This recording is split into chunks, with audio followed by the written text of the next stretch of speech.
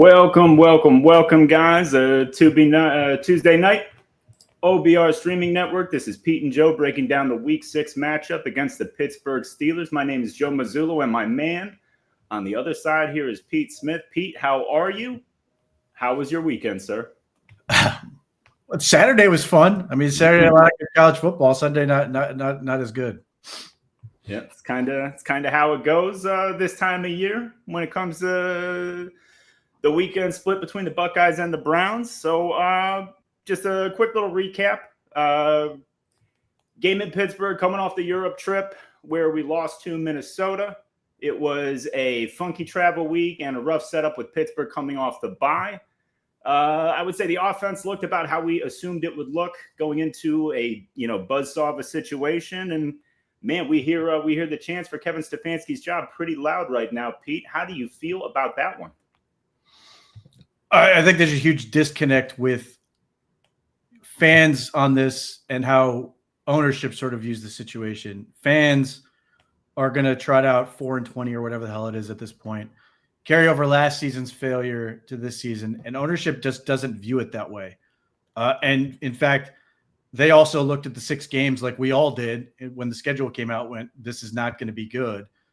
I don't think anybody's happy with 1-5, and they've had their opportunities. They could be as good as 3-3 or at least 2-4. But the bottom line is, knowing what this team was sort of heading into, the question wasn't they need to go out and win these early football games to save their job. It was, what are they going to do to get these young players up and ready? Now, it's not great, especially on the offensive side of the ball. So now that they're through this 6 games, I think the pressure heats up quite a bit. Yeah, you're playing a 1-5 Miami Dolphins team. You get the Patriots, who Drake May is absolutely carrying right now. He's fantastic. You get the bye week, and then you get the Jets. So if you're the Browns and you're Kevin Stefanski and you're Andrew Berry and all this, this is where the rubber needs to start hitting the road, and you need to start figuring this thing out, because it's, you can defend losing to the Steelers, coming off of Europe.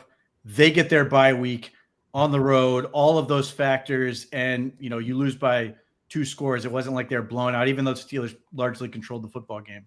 Yeah, it becomes a whole lot more difficult if you go out and score 9 against a Dolphins team where there seems to be almost, we're not quite there, but almost open civil war at this point. Yeah. So I have something that I kind of want to throw out there, because I feel like this is largely part of that disconnect that you see with, ownership looking at Stefanski and then the fans looking at Stefanski. I mean, don't get me wrong. I understand the years and years of torment and torture that fans carry around, and I also understand that Kevin Stefanski's been here for 6 years, but for as long as I've watched football, there are certain things that stand out and certain things that just are what they are, right? Now, for me, offensive football is far more detail-oriented. It's far more time on task. It's far more moving parts working in sync together to make things happen. And when you go with a ton of youth on offense, as opposed to a ton of youth on defense, which I think can work in some smaller capacity, but a ton of youth on offense, that is a death knell for a coaching staff. That just is, especially when it's all the skill guys that are all, I mean, the line is veteran, and that's nice, but given the tackle situation, given all the youth on offense, what coach in their right mind would be able to coach this team to victories? And I mean, that's not even touching the fact that there might be talent issues with your quarterback. Sure. I mean, look, the bottom line is, like, old coaching adage, puppies will bite you. And depending on the level you're talking about, for every freshman or rookie you're talking about, that's a loss. Well, the Browns are at 13 of those right now, and we're going to get 14 at some point. So just do the math there, and you're already at, 4-13 or 3-14. Now, I don't think that's ultimately going to happen. At least I certainly hope not. And part of the reason I hope it doesn't happen is because the second the Titans fired their coach, I see a report favorites could include Arthur Smith and Matt Nagy, at which point I immediately think to myself, I want to sign Kevin Stefanski to a contract extension. That's how dismal I think the coaching atmosphere is in terms of hiring cycle. Like, there is nobody out there that I'm sort of like excited about. People will throw out, they will throw out John Gruden, who at least been bigoted. And, you can watch what he's doing in his current job, and the people you can also look at who will not work with him. Yeah. That's kind of a big problem. Or Brian Flores, who I think is a hell of a coach, but as you can attest to, what did he do in Miami that got him in so much trouble and ultimately got him out of that job? Yeah. So basically what Brian Flores did is he was part of a contingent that chose Tua Tagovailoa 5th overall in the NFL draft. He was against the move. He wanted Justin Herbert, which in his defense, I can understand, and I can understand the frustration beyond that. But in maybe the most unprofessional thing I've ever seen a head coach do, he day in and day out berated his top 5 quarterback and basically tore him down to the studs, erased his confidence, and effectively ruined the player, on top of putting him into the lineup way too early when Ryan Fitzpatrick was playing well and Tua was coming off of hip surgery. Like there was a lot of stuff that went into that. And I thought Brian Flores was a great coach until I realized that he could not do the one thing that you have to do as a coach, and that is develop a quarterback for long-term success.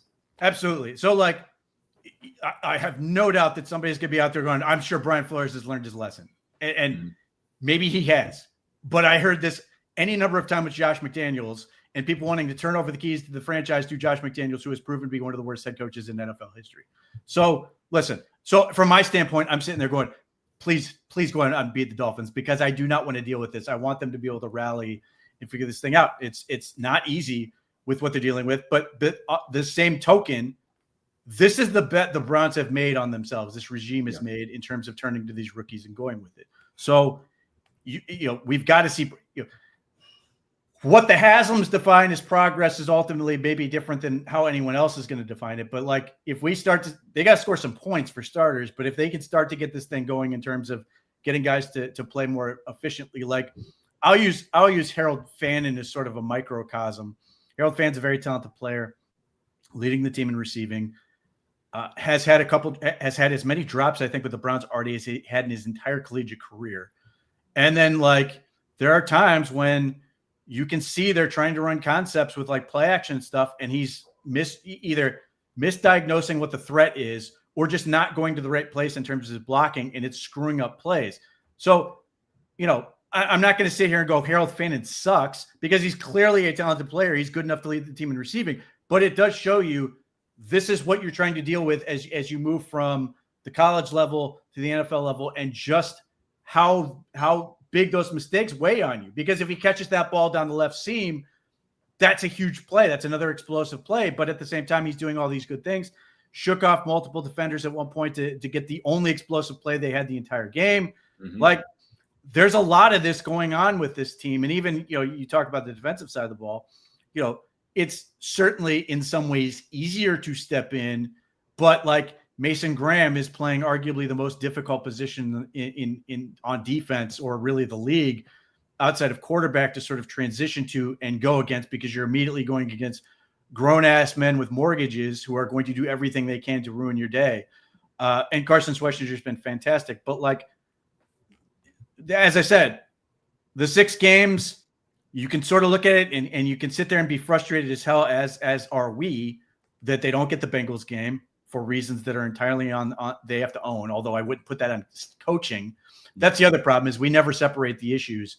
And we ultimately just put them on the record, which, again, I understand, but I also sit there and go, they essentially lateraled 2 passes to the other team and missed 2 field goals. And then the Viking team, which I do put on coaching in quite a bit in terms of how they handled the fourth quarter and stuff. But again, if the defense makes one play, on that last drive, if Denzel Ward's a little bit deeper and intercepts that ball's a little bit lower, I think it changes. I think it changes the conversation a little bit. However, I would also say that if ownership's overall concern is development, even if they're 3-3, it doesn't necessarily equate to the development they need to see. So this is all where I come back to, please God, beat the Dolphins, because I don't want to deal with this crap. I want them to sort of figure this thing out, get it going. Because the other thing, I could be dead wrong, and you can tell me if you think I'm going to be dead wrong. If the Browns struggle and they ultimately fire this regime or whatever, and the next regime comes in and immediately enjoys success or is substantially better, whatever you think that is, that it's going to get all the credit in the world, and it's going to be largely on the backs of what these guys just went through with the draft class, with the things they did this past year. Yeah, well, I mean, that's the nature of the beast when it comes to the NFL, and it's basically how bare is the cupboard when you have to clean house. And we're in a position right now that if they do clean house in the coaching staff, the cupboard's not bare. You've got a top 5 defense, and you've got a lot of pieces on offense. I mean, obviously the big one, you got to figure out quarterback, you got to figure out offensive line. But I mean, still walking into that situation with 2 first-round picks and a high second rounder is a lot of worse places to be. The one thing that I'll say regarding all of that is that there's so many pieces that are set up that I want to see this coaching staff work with. I want to see this coaching staff expand on. And I hate the idea that we traded Flacco, which I understand. I understand the value. I understand the idea that Joe wasn't going to play another snap for us, everything like that. But my problem now is Dillon Gabriel. Okay, Dillon Gabriel, I've seen this movie before, Pete. I've seen this movie with Charlie Fry. I've seen it with Brady Quinn. We saw it with Cody Kessler. We saw it with Johnny Manziel. When you have guys that aren't very big, aren't very powerful players, and don't have an arm that can stretch and scare the defense into covering more of the field, that's going to shrink the field for you. The Pittsburgh Steelers had to cover 20 yards, Pete. Every single snap we had on offense was in the red zone, the toughest place in football to move the ball. And we're in the red zone the second we hit the field offensively. And a lot of people say that it's play calling, super conservative. They're not asking him to throw downfield, and that's fine. I don't believe that. I do not believe that. I feel like obviously he's under duress, so he's going with quick, short stuff, but also he's under duress because there's no fear. There is zero fear defensively that if you blitz him and he catches you, he's going to make you pay. And that's the biggest problem for me for this offense is now Quinshon Judkins is running against 8-man fronts. They're bringing safeties up. It's tougher for the wide receivers to get off because they're jamming them at the line. It's just like they're stuck between a rock and a hard place. So let's deal with a couple things. One, I agree and disagree with you on Dillon Gabriel. I think ultimately that's where we're going to end up. But I don't want to bury the kid because he's played 2 games against the Minnesota Vikings and the Pittsburgh Steelers. But I do sit here thinking about going into Miami, and I do want him to stretch the field, take a shot. I want the Browns to design a shot for him to take, to force the team to be honest. Send Isaiah Bond down the field or send Jerry Jeudy down the field. I don't want it to be turned into an arm punt situation, but I want him to take a shot and see what we can create. But I also don't want to say he can't get better because it's ridiculously unfair to him to say he can't get better. Oh, 200%. But based on what, just defaulting to what I thought before draft and going into the draft process, left-handed Case Keenum is what I came up with. And yes, you can win with that, but you're not winning because of Case Keenum. You're winning with Case Keenum. Yeah. And ultimately the Browns have to get, and right now, Case Keenum's not, prime Case Keenum isn't winning much either with this current roster. So I see the limitations and completely understand that. The Quinshon Judkins element is problematic against the Steelers because there were plenty of situations where the Steelers were sitting in too high and the safeties are just sitting there watching the defense dominate up front. Like that was just embarrassing from that standpoint. But yeah, I mean, I want to see more. I want to see Dillon Gabriel continue to take steps because there were plays against the Steelers. There were opportunities that they missed early on. David Njoku running a post. Patrick Queen completely biffed the coverage. And, Dillon Gabriel, there's some pressure. He can't see it. He can't slide to his left and find the window. Ends up throwing sort of a limp pass to nothing. Like that's the other part where I sit here and go, it's very hard for me to ultimately Kevin Stefanski as a play caller is more than adequate. This is going to sink or swim on Kevin Stefanski, the developer, the guy who's going to get the results out of the guys, get them to see what he sees, them to do what he wants them to do. Not can he design the play calls, because every week I'm sitting here infuriated looking at opportunities, later in the game when Dylan Gabriel has Jerry Jeudy wide open in the end zone. He just missed it. He just straight up missed it. And those are the parts where you get to two conclusions. One, they're obviously leaving touchdowns on the field, and two, that it's very easy to feed into. I want to see the next guy. I want to see Shedeur Sanders, because I think whether or not it's reality, I think Shedeur Sanders would make that throw and hit that pass. The other thing I sort of want to get back to is, like, if you fire this regime, the next regime is doing the exact same things this regime would be doing, essentially building an offensive line and continuing to look for a quarterback if neither of these guys prove to be the answer. So it's not like, because as you point out, you've got the defense largely in place. Yet you may tweak here or there because of different changes that are going to happen. You're going to want to continue to add weapons because they need more weapons, and you should always be looking at weapons. But I don't care who's in charge of this team next year. It's going to be offensive linemen, quarterback, and offense. Like, that's the whole thing. So ultimately you're coming to the decision, do I want to do it with the guys who are here? And there are plenty of people who are going to be like, no, absolutely not. I want the mystery box. Or you're in me, and I think you're in the same boat. I desperately want these guys to be able to finish it, bearing the knowledge that whether or not they actually deserve it, I still want to see it because I do believe in what they can do. I just think they've absolutely shot themselves in the foot in a couple of these things, with, like, obviously the Deshaun Watson thing being the most notable, because they lose all those picks in addition to the fact the dude can't play. All right. Well, before we do our usual thing where we start breaking things down position by position, I want to throw a special shout out to the OBR streaming network for hosting us. If you guys aren't familiar with OBR.com, which I know probably isn't the case, I'm sure you know all about it, but they got weekly content cranking out daily with articles, with insider articles, with regular articles, you name it, all the Browns information you need. The forums are fantastic, whether it's like the water cooler for the fan forums or the insider forums, whatever. You can get great stuff from guys like Lane Atkins and Fred Greetham, Pete Smith, Jack Duffin, all those guys, Barry McBride. The OBR is fantastic. Be sure to check it out. All right, Peter, let's go quarterback now. Let's do a full deep dive on Dylan Gabriel's performance. Now, before we get too far into this, I do want to say I had my little piece about Dylan before. I don't want this to be misconstrued. I think he's a talented kid. I think he's a good quarterback. I really do. I genuinely think he's already a good quarterback, especially this early in his career. And I see that clearly he's going to get better.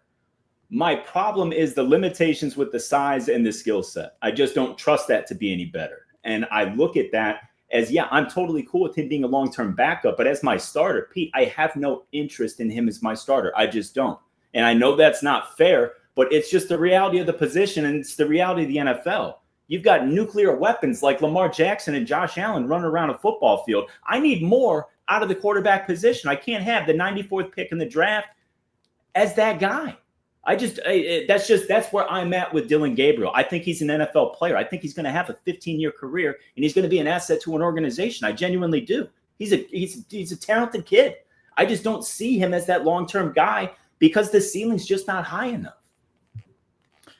Yeah, I agree with you. You look around the league and you sort of like say, pluck him down on a team like the Eagles. I think he'd be fine. They can go to the playoffs.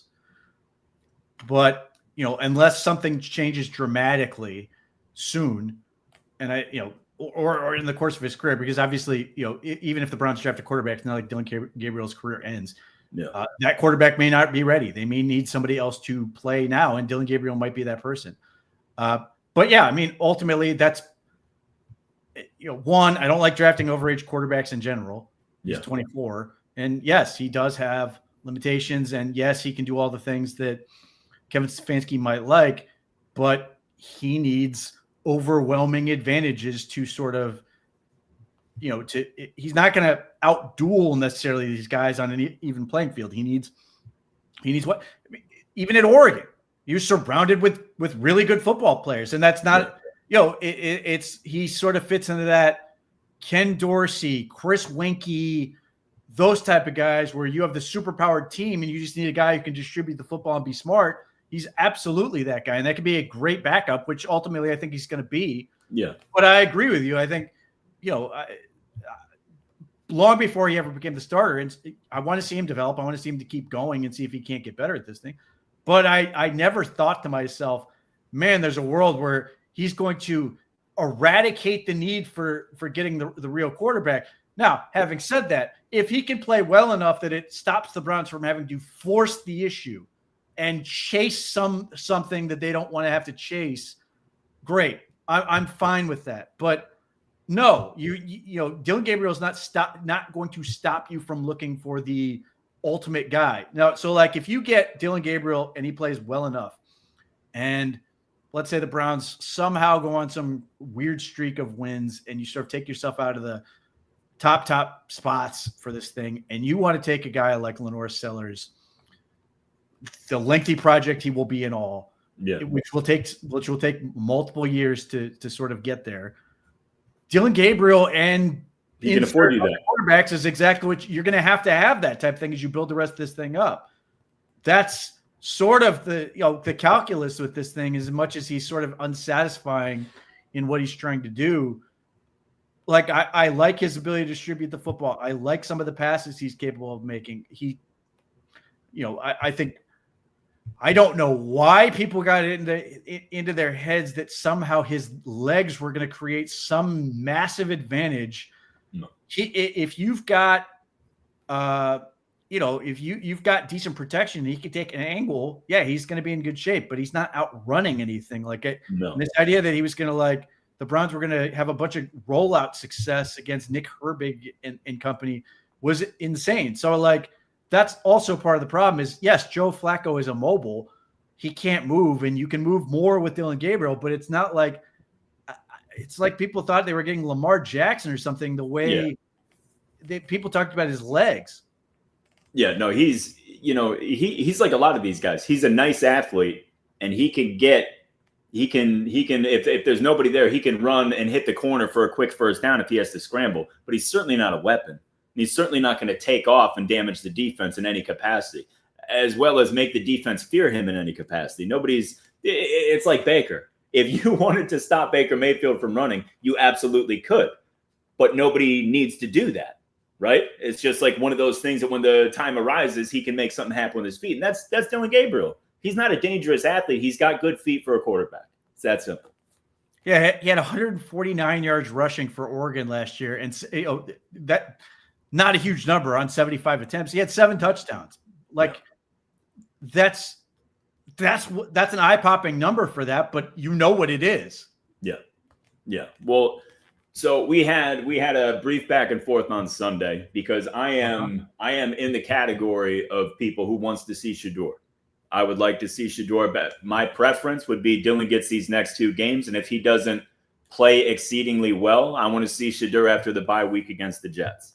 And that's only coming down to the fact that if we're going to see struggles at the quarterback position, I would like to see it with a guy that I trust long-term a little more than I do Dillon Gabriel. I think Shadeur's got a bigger build. I think he's a better athlete. I think he's a better player. I genuinely do. I don't think he's athlete. What's that? Better athlete. Yeah, I think so. No. And you're splitting hairs at this point, but I think it's definitely close. All I'm saying is that I think that's more of an NFL quarterback and an NFL starting quarterback than I see in Dillon Gabriel. Shadeur's got his warts. Don't get me wrong. And I certainly don't think he's going to step in and right the ship or turn around the offense or anything in that realm. I just think if we're going to see struggles at that position, I'd rather it be Shedeur behind center. Personally, I would love to get your take on this. From an upside standpoint, it's never been a question. Shedeur has more. Mm-hmm. He's also got a much lower floor and potentially a basement that is cavernous. My fear, and look, when Shadeur's ready to play, I'm fine with it. My fear, and did you watch the Jets game in the morning? Yes, I did. My fear is I'm still waiting for an apology from the NFL for that, but keep going. I am waiting. My fear is that Shadeur's going to continue to do what Justin Fields did. Justin Fields, on a number of occasions, his tackles are blocking like for quick or some reasonably fast-paced pass, and Justin Fields is dropping 7 to 10 yards in the backfield. At one point, he took a sack where the dude literally just ran through a straight line. Yep. And Shedeur did that in the preseason against third-string guys. That is what concerns me, is if he doesn't have a better sense of the pocket, then he's just going to die. So I don't doubt the throwing. He incredibly gifted passer. I cannot state enough how accurate he can be. He has more types of throws than Dylan Gabriel. He has more accuracy than Dylan Gabriel. He can do things that are special in that capacity.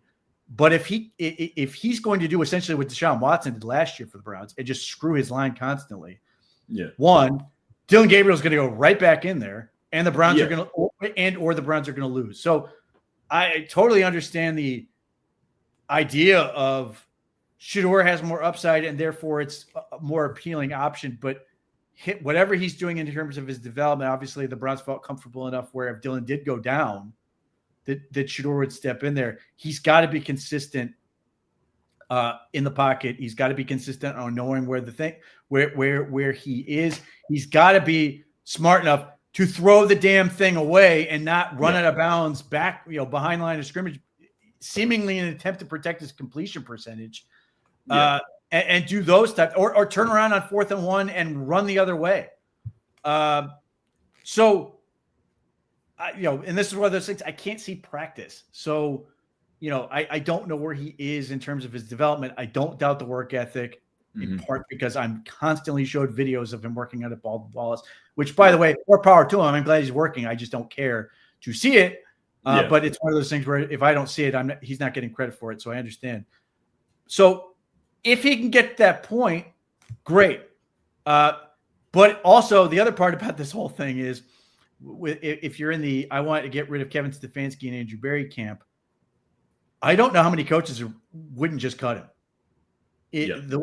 The way he keeps, I don't think he's a bad guy by any stretch, but he doesn't have any awareness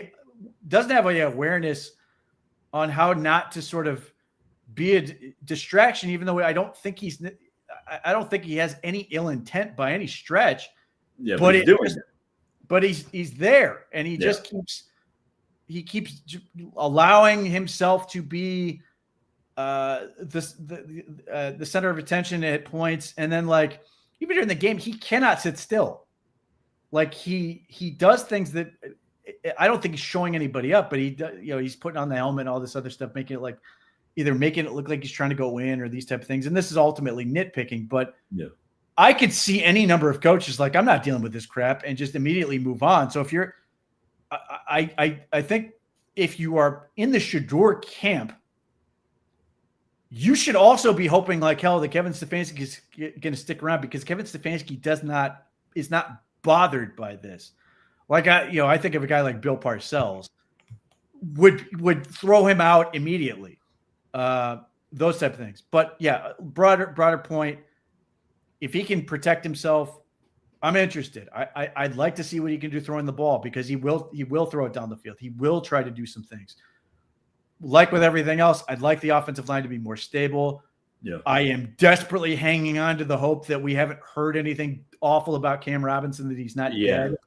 But these are all these things that are concerning. But I don't know if I agree with your timeline. Mm-hmm. But I understand it, given that you're going to be at the bye week at that point. Yeah, that's really the only thing I'm looking at. I'm looking at the bye week to give him 2 weeks of preparation, and then it's a home game against an offense that isn't going to put too much pressure on you to perform. Obviously, the Jets' defense is tough, and that's, but that's the NFL. You're never going to face a bad defense. You're never going to face a talentless defense unless there's something fluky going on. So it's that 2 weeks to prepare and all of that is what I would aim for. But either way, Dylan's the guy now. So it's, in fairness to him, let's kind of break down how he played on Sunday and what we're looking forward in the future with him. It's the thing with him is that everything's quick, right? It's quick. He's accurate, all that stuff. But the accuracy has kind of fluttered in recent weeks, especially early. He's having trouble, calming his nerves early and getting throws down and stuff like that. But I mean, you still see like he can be very quick. He can be very accurate. The dot that he put in Isaiah Bond's ear at the goal line, which how he wasn't looking for that pass is still beyond me here. But it's like you see the good stuff with Gabriel, but there's just no consistency yet. And with all the youth at receiver, it's just kind of tough. What did Pittsburgh do specifically to put him in such a bind? Well, it started with the line of scrimmage. They just destroyed the Browns up front to the point where, like, this is sort of a winding path to get there. But, like, the Browns tried to use KT Levison as a jumbo tight end and bring tight ends. They were doing everything and anything to try to get things going on the ground and got absolutely nowhere. And then when they were sort of a normal sort of offensive set with two safeties back, they were still destroying the line of scrimmage. So the Steelers were comfortable to have too high, or at some points, it's not three high, but it looked like one really deep and two sort of not as deep type element. And they were just able to sort of sit back, dare Dylan Gabriel throw the ball down the field, because some of this is the Steelers basically betting that Gabriel's not going to throw it that far. And some of this is basically saying our pass rush is going to get there and it's not going to matter. The ball's going to come out super fast. So we're just going to play downhill, which led to a couple car wrecks at points, which is its own concern. And he's got to get a better awareness. So, like, the other part of this is the Steelers run a lot of zone. They try to confuse you with coverages. They blitz guys like Jalen Ramsey, who is just I absolutely cannot stand Jalen Ramsey being on the Pittsburgh Steelers because he's so perfectly cast for that. And the other part of this is the Steelers are just a very veteran ball club. Like, they certainly weren't perfect in terms of execution and everything, but they don't make a lot of mistakes. And they had, obviously 2 weeks to prepare for this game. But for as much as Dylan Gabriel is quick, he was late on a lot of throws in that game. Yeah. Obviously, some of that resulted in sacks. Some of that resulted in car wrecks. Some of that resulted in just not being able to see and get to the right point. So in some ways, the Steelers operated in a way where they were able to throw off his timing at points. When the ball came out fast, it was better. Obviously, you did have situations where, like, it bounced off the side of his guy's head. But overall, the Steelers just tried to, having the Vikings and the Steelers back-to-back was extremely challenging just because they both do a lot of zone and blitz and pass rush stuff that just throws you off. And unfortunately for Dylan Gabriel, a couple of points, he dropped his eyes. He got himself in trouble in that regard because he's just trying not to get killed. Yeah. But yeah, I mean, just the line of scrimmage was so imperative that, and then on top of everything else, especially as the game started wearing on, well, even the almost immediately behind the sticks because of a knuckleheaded personal foul or unsportsmanlike conduct penalty, but they were behind the sticks so much as well, which also fed into the ability of the Steelers to just be like, yeah, go ahead, throw the ball, we'll rally to it and just destroy your receivers, or just tackle them and get off the field that way. I mean, the bet that any defense can make against the Browns right now is you will not sustain a 10-play drive against us. You will screw it up at some point. And right now they are correct. Outside of the drive before the half and then late in the game. But overall, you could just bet on the Browns. They will screw it up for themselves and you'll be right. Yeah. Well, and another thing I want to talk about too, you hear a ton of backlash for the Browns because Quinshon Judkins only had 12 carries. You gave up on the run too soon, all this stuff. I don't agree with that. I don't think you do too. I do not. Like, they weren't doing anything positive on the ground. It was either a no gain or they were losing yards. They literally, Pittsburgh dictated those play calls. We couldn't run. How long are you going to run your head into a wall before you realize you need to do something else? Don't get me wrong. I would love for it to be the other way. I would love to see 58 rushing attempts and only 15 or 20 passes. But that's not the case. And if you keep running Judkins and getting nothing out of it, you're 3 and out. You're going to get crushed for that too. They had to throw the ball. Not only that, but if you just keep doing that, Judkins gets hurt. Then where are you at? Yeah, I mean, again, the Steelers just destroyed them at the line. Look, Mike Tomlin came into this game and said, Quinshon Judkins is not going to beat us, period. We're going to make the rookie do it. We're going to make these young receivers beat us, and they have the guys do it. They have Cam Hayward. They have Keanu Benton, and Derek Harmon is already pretty good. Yep. And you got the kid out of Iowa who's a nice nose for them. And then those guys doing their job up front and beating up the interior. Those outside linebackers just have the freedom to fly off the edge and do basically whatever they want.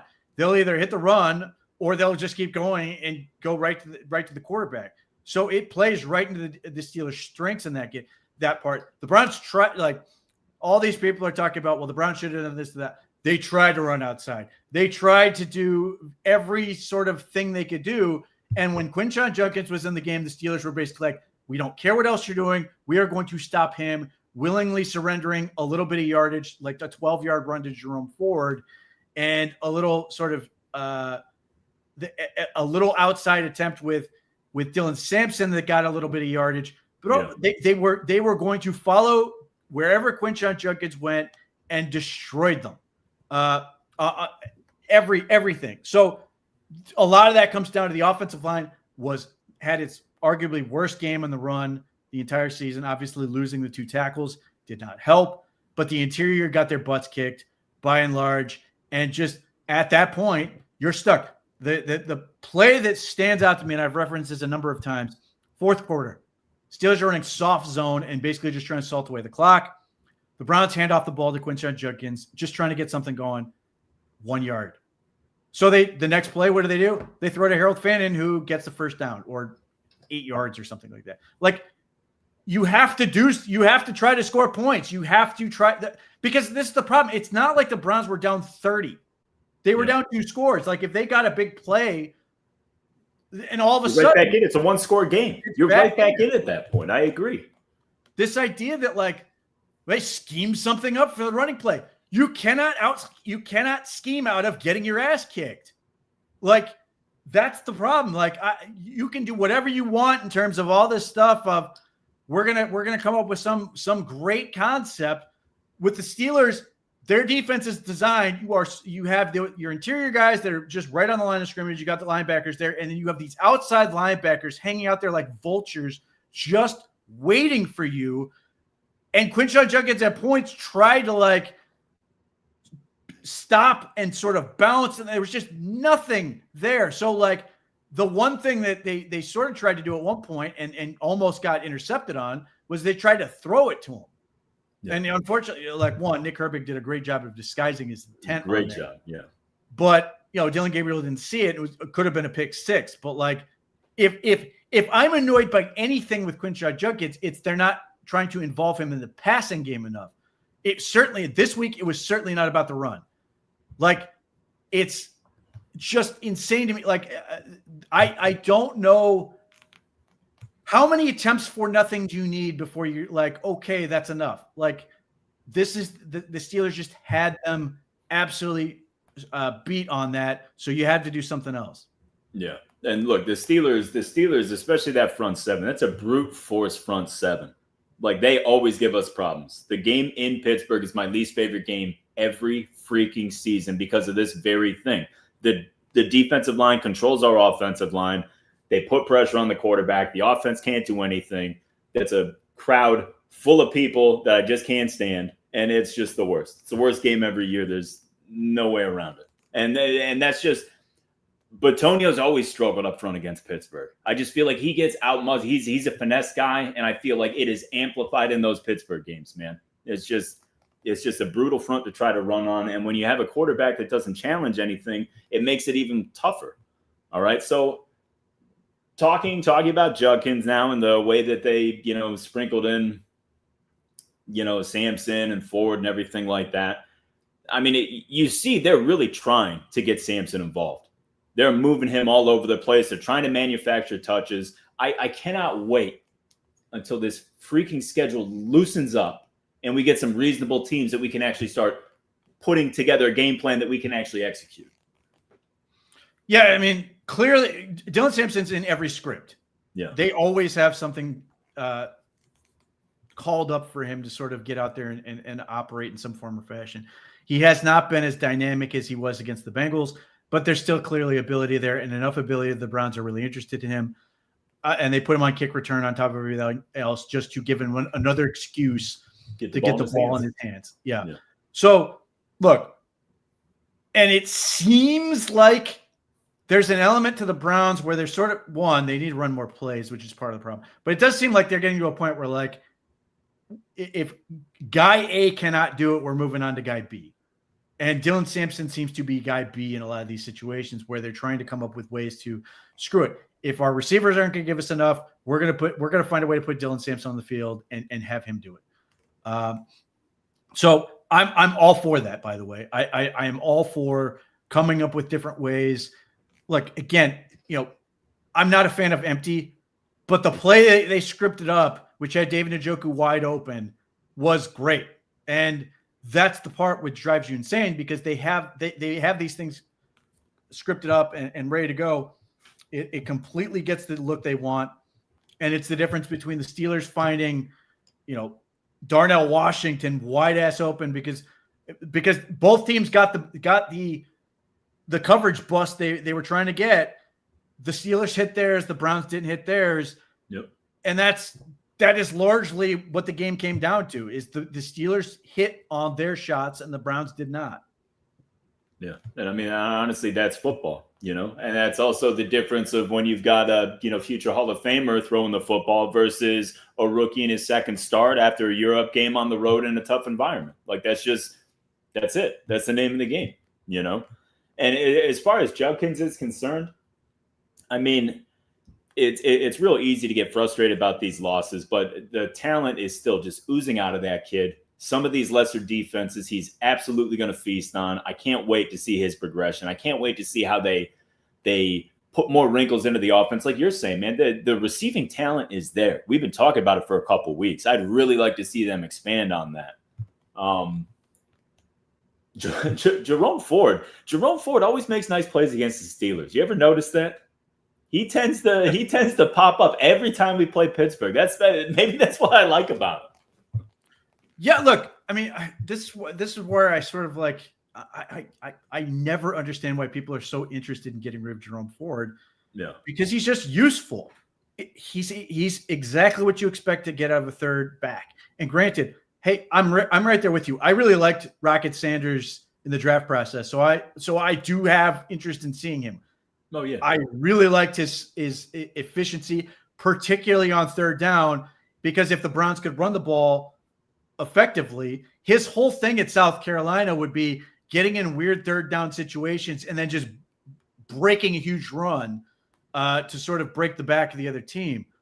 But like, it's so hard for me to sit there and be mad at Jerome Ford because he's a good pass protector. He catches the ball reasonably well. I get it. He doesn't have great vision and he's incredibly inconsistent with using his strength. But like, every time people want to just throw him out or cut him or trade him. Everybody's always asking about, could somebody please come trade for Jerome Ford? Yeah. Then he shows you why you find him useful, is because he will just do stuff, and partly because the Browns are trying to use him as the fact that teams key him as pass against him, which is creating some running lanes. I mean, that's a benefit for him in that he becomes the default while they're passing guy. So he's able to get some runs with that, where until Judkins becomes a bigger part of the passing game, which I would, again, they tried that rail route. They read it, but I want to see more of those elements because it's a way for them to, one, send more receivers down the field and get like that creamy middle and flats and some of those things.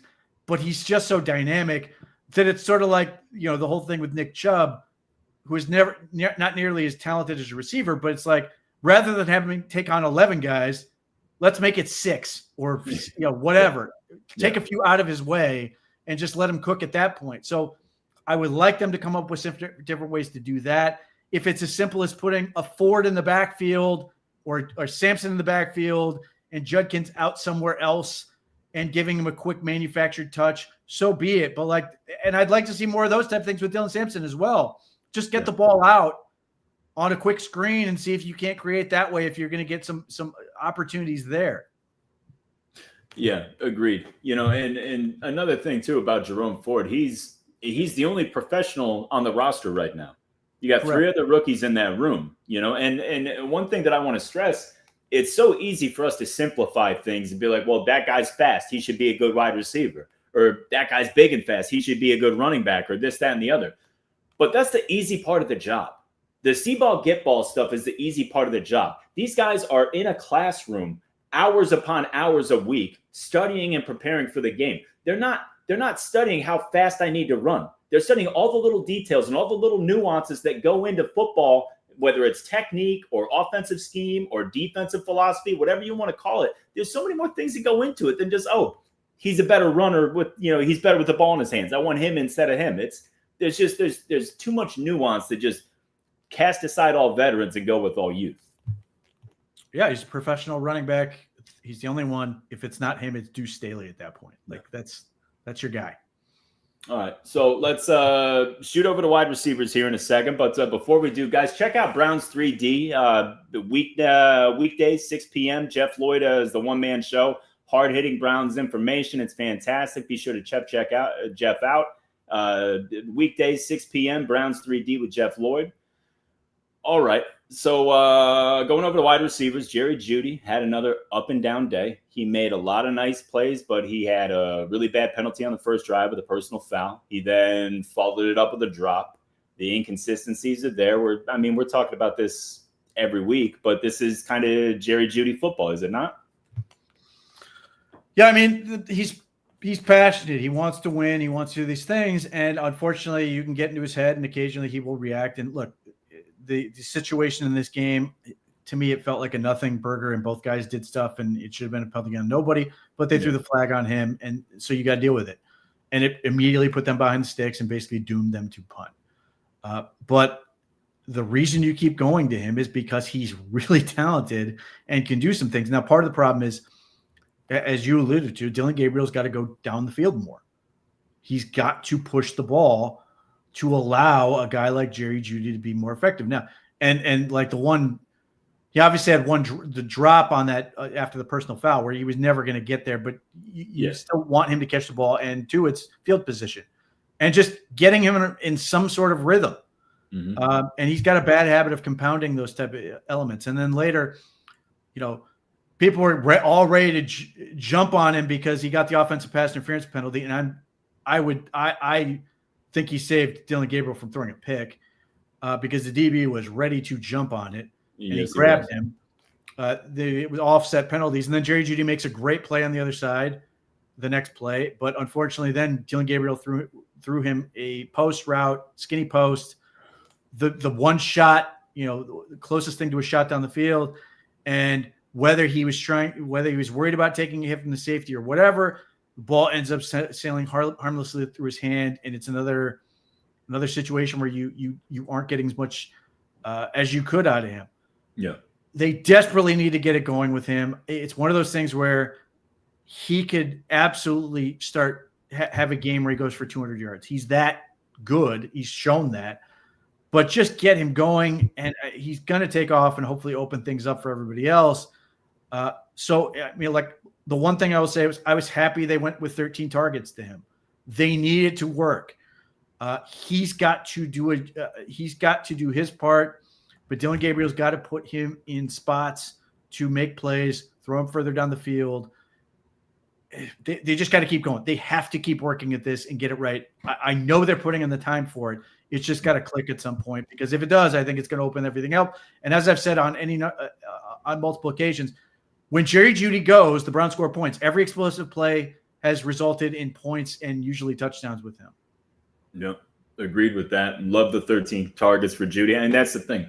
Not only is he our most veteran wide receiver, he's by far our best option at that position. 13 targets should be the standard.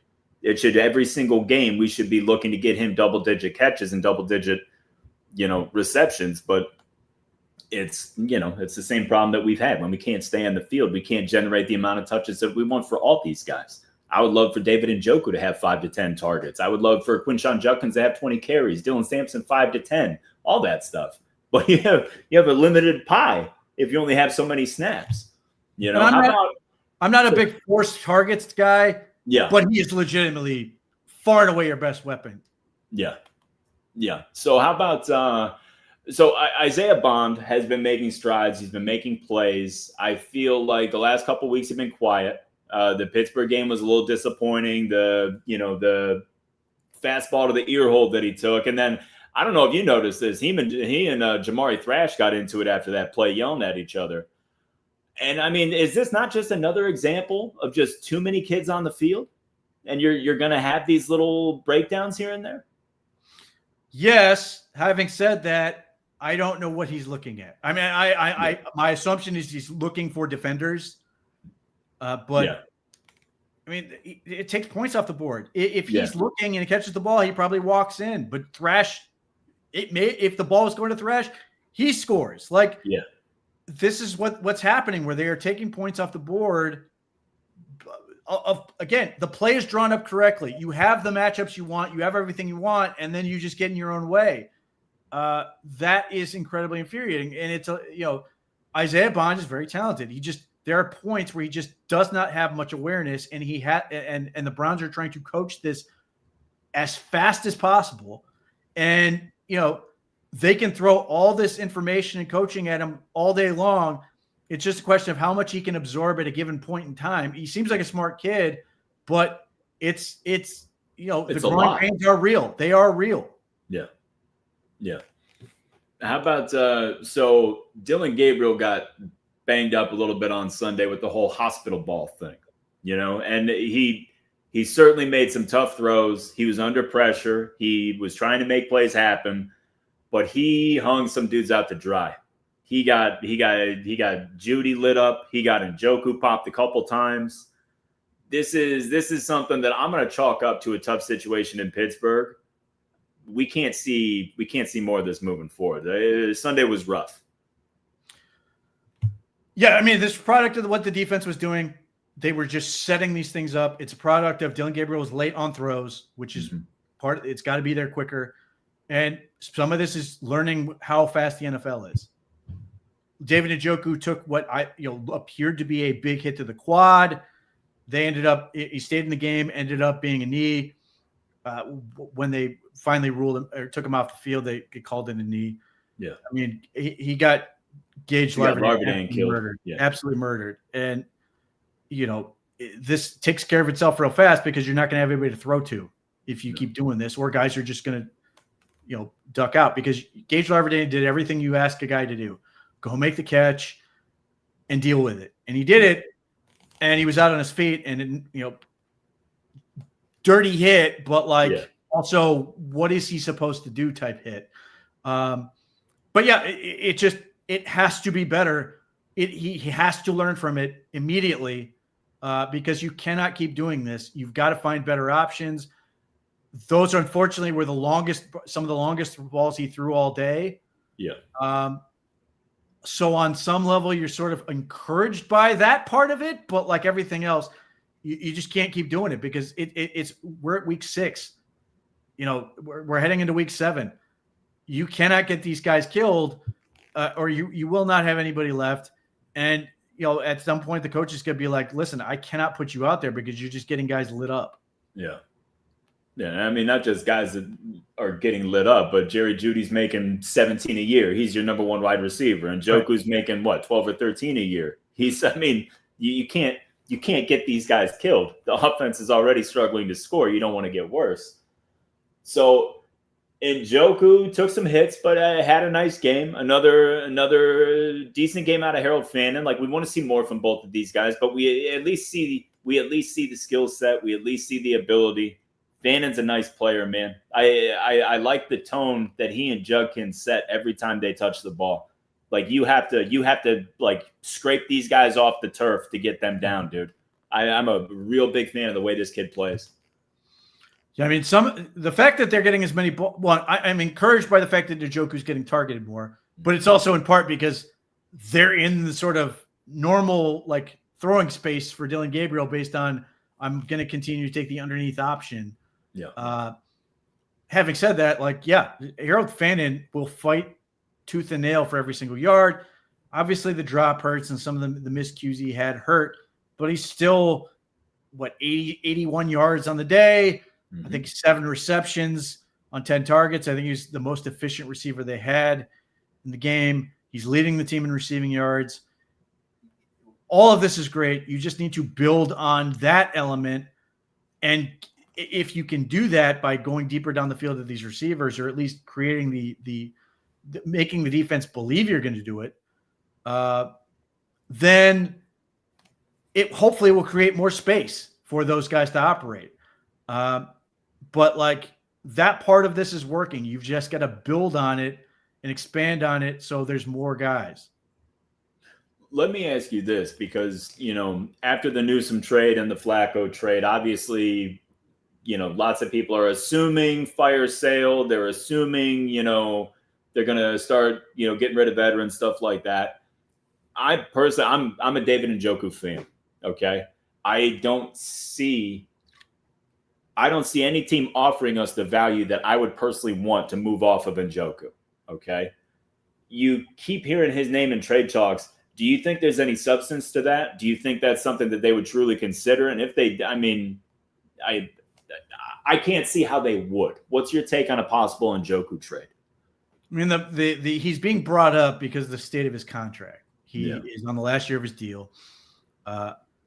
So it naturally leads you to wonder, and the fact that he's not old, but older relative to, players on this roster, especially with the amount of young guys people are going to.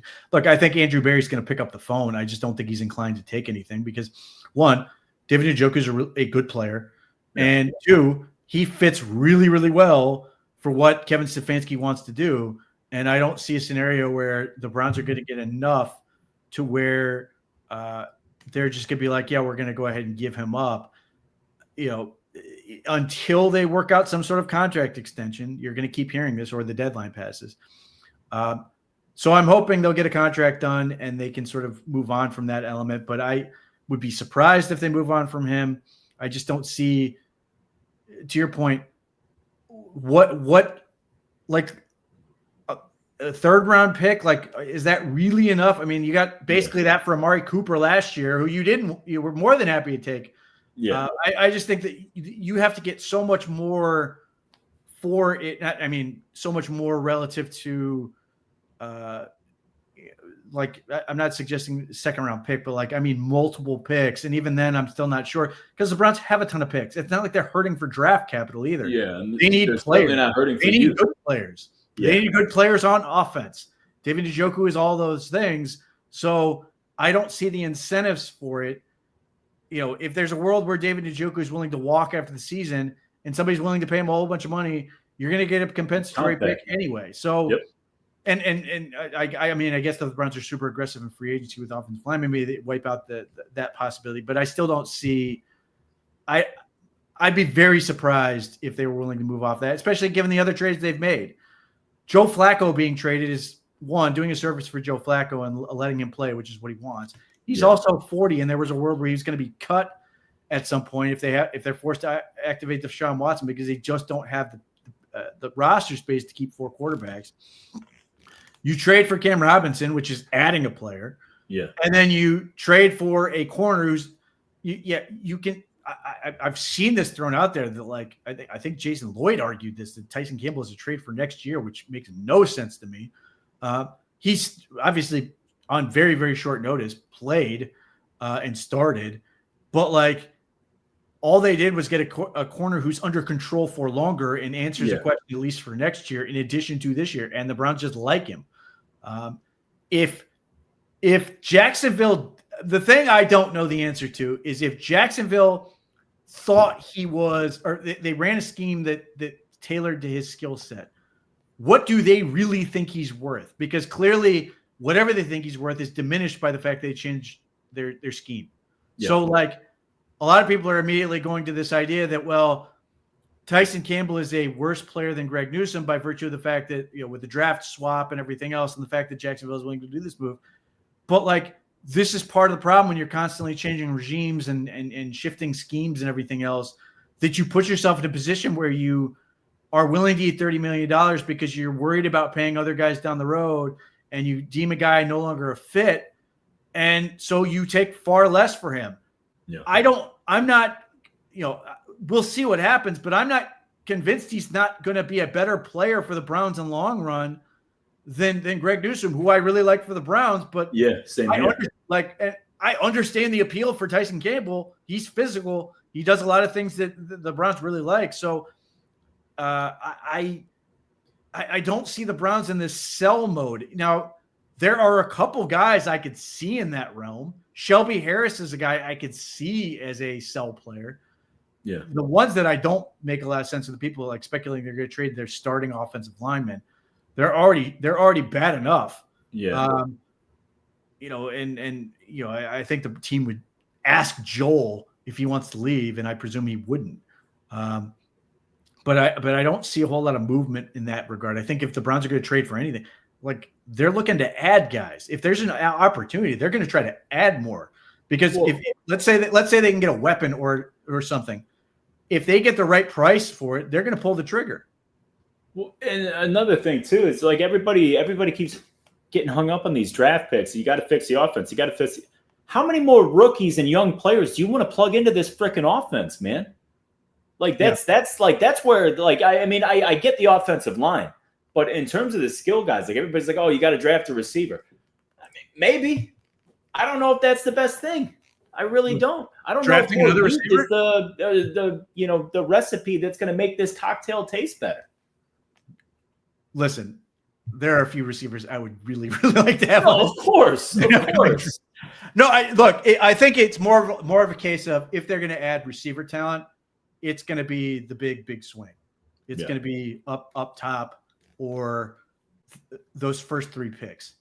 And another third rounder isn't going to move the needle. Yeah, I think they want to get dudes that, high draft capital dudes, because this is part of the problem is everybody goes, well, Andrew Berry can't scout wide receivers. One, I would tell you wide receiver is an incredibly difficult position to draft. It's like the hit rate is awful. The Pittsburgh Steelers are a team that gets credit for all kinds of draft success for wide receivers, and their hit rate, if you actually go and look, it's not that good. There's one team in the entire NFL who's really good at drafting wide receivers, the Minnesota Vikings. They are phenomenal. Everybody else stinks in terms of hit rate. So you have to keep swinging, and the Browns need to go up, and they haven't done it since Corey Coleman, obviously. They need to go up and get one of those type of guys, hopefully with better results. They got to spend and get real, you want to get into the whole, they got to try to go get their alpha in that regard. That absolutely is going to be a conversation in this offseason, regardless of who's making those decisions. All right, well, let's shuffle over to the offensive line now. Pittsburgh game was rough. It was very, very rough. You lost Conklin to a concussion. You lost Cam Robinson to the knee when he got rolled up.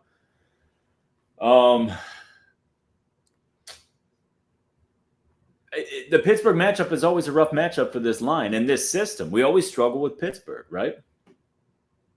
Yes. Also, playing offensive tackle for the Browns is final destination at this point. We're 3 years into this thing where they have zero injury luck. And I've been critical of this team and sort of their pre-planning for this and not getting out ahead of it for a couple of years. They obviously took DeJuan Jones, which is a perfectly reasonable gamble. But that's, before that, it was James Hudson. And on some level, I understand Andrew Berry's thinking. Andrew Berry came from the Philadelphia, spent time with Philadelphia.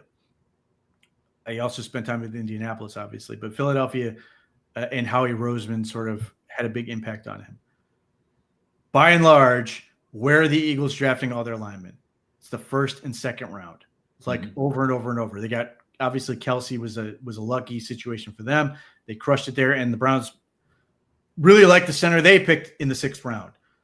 But tackle and guard, it's early. It's get the premium picks on that position. And I think there's a part of this where even though I'm critical of, say, not addressing this earlier when they did have second-round picks and sort of pre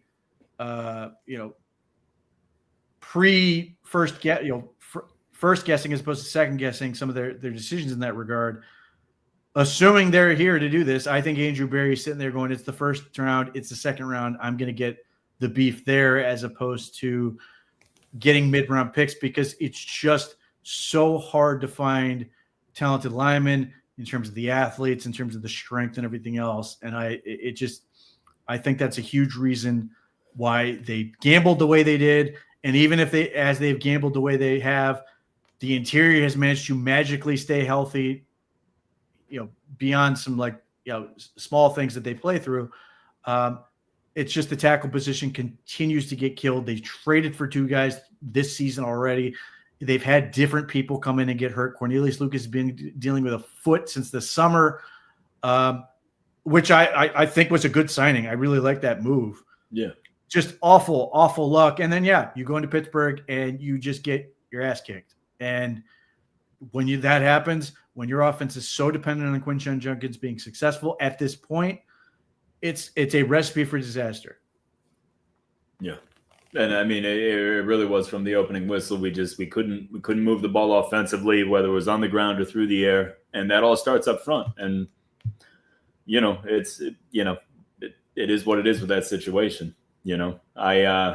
Let's kick over to the defensive side of the ball. To me, this was the more frustrating thing to watch on Sunday, because I kind of had a feeling that the offense was going to be kind of stuck in the mud. It's just all the different factors that we talked about, whether it was the matchup in Pittsburgh off the short week, all the youth, all that stuff. It's a bad matchup, veteran defense, yada, yada, yada.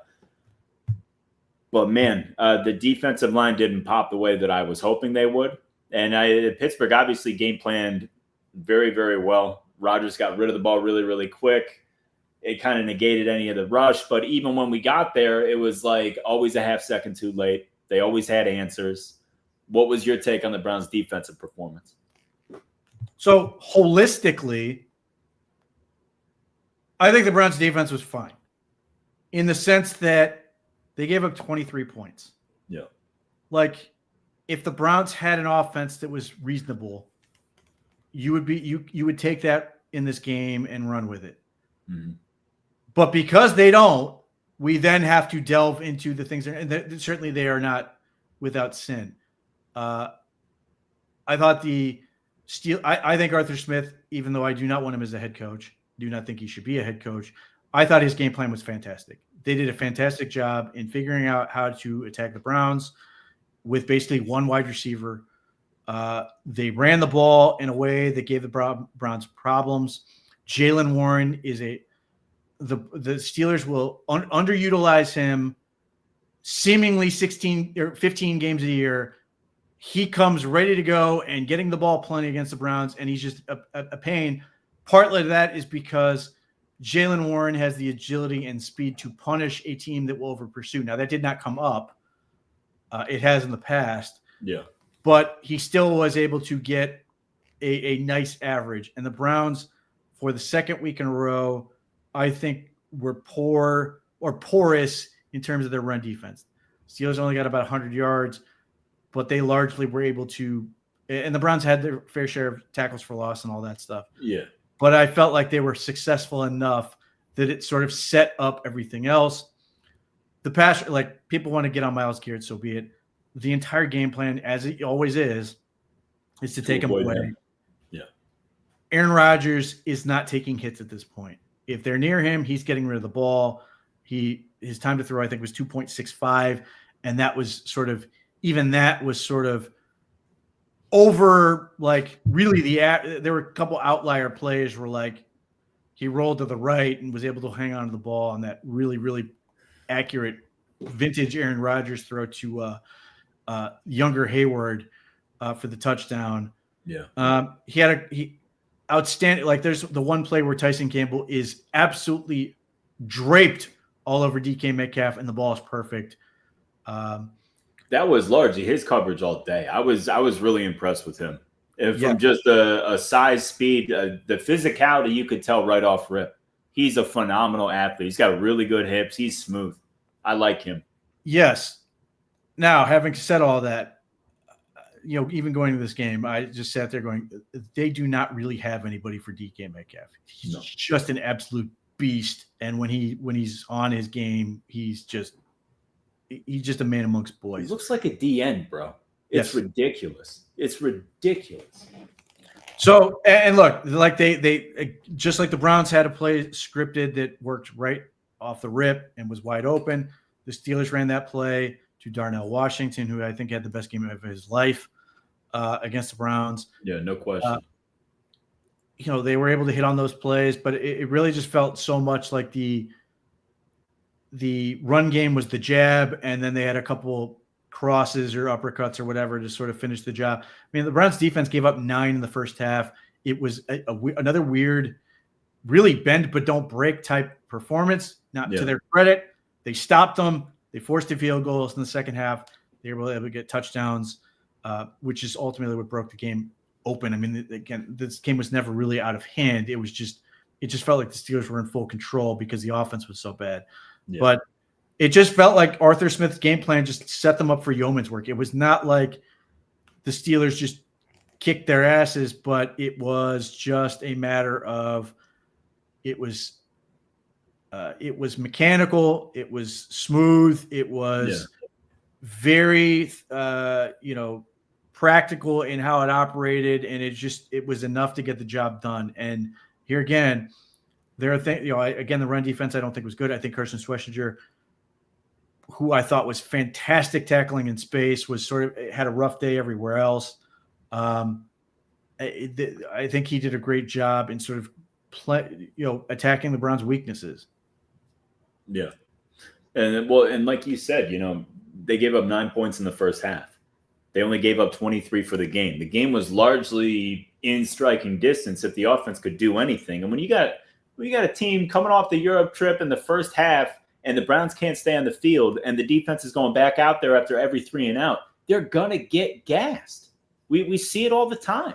That's just the name of the game. Football is the ultimate team game. It's complementary. If your offense can't stay on the field, your defense is getting all those reps. Your defense will wear down. Your defense will get hurt.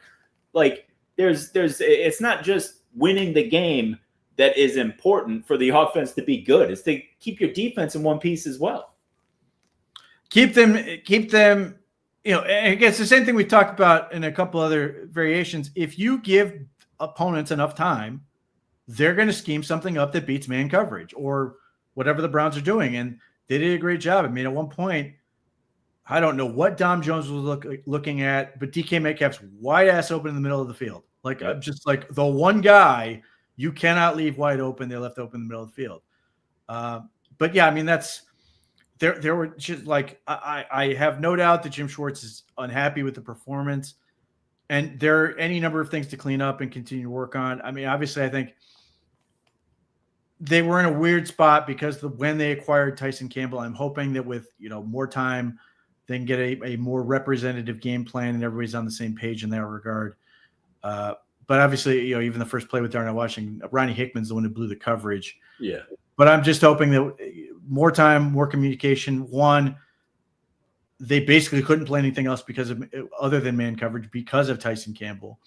And then just the predictability. Like, this is one game we saw Denzel Ward sort of moving sides and stuff where some people really like that. But I think the Browns want to get to a comfort zone where Tyson Campbell is permanently the right corner, or most of the time right corner, and Denzel Ward's the left, get back going that way and be able to sort of scheme things up. Again, whether you want to blame the travel schedule or whatever, I just think there's a couple of things on defense and being on the road.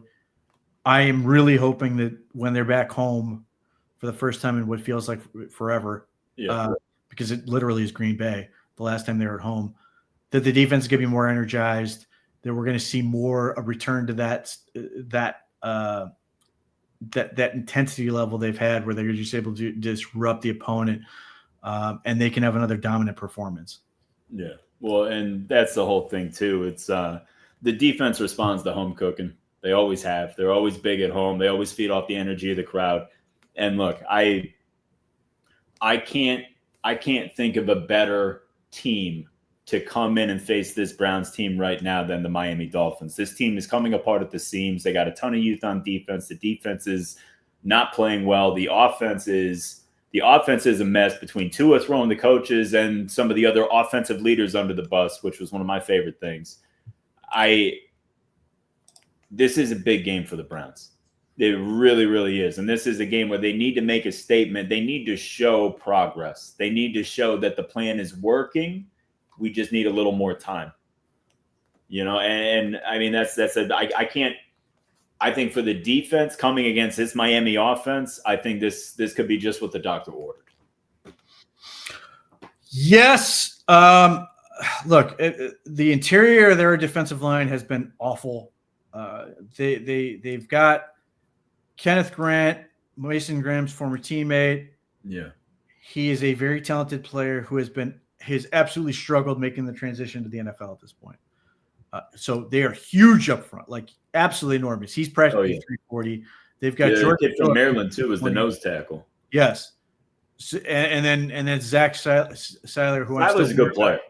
He's a very good player. Yeah. And certain people, wanted him coming out of Ferris State and was extraordinarily bitter when the Ravens then waived him and the Browns did not grab him. He's tremendous. But nothing makes me happier than seeing you get chippy about a dude that you wanted the Browns to draft and goes out and becomes a stud. There's just so much anger.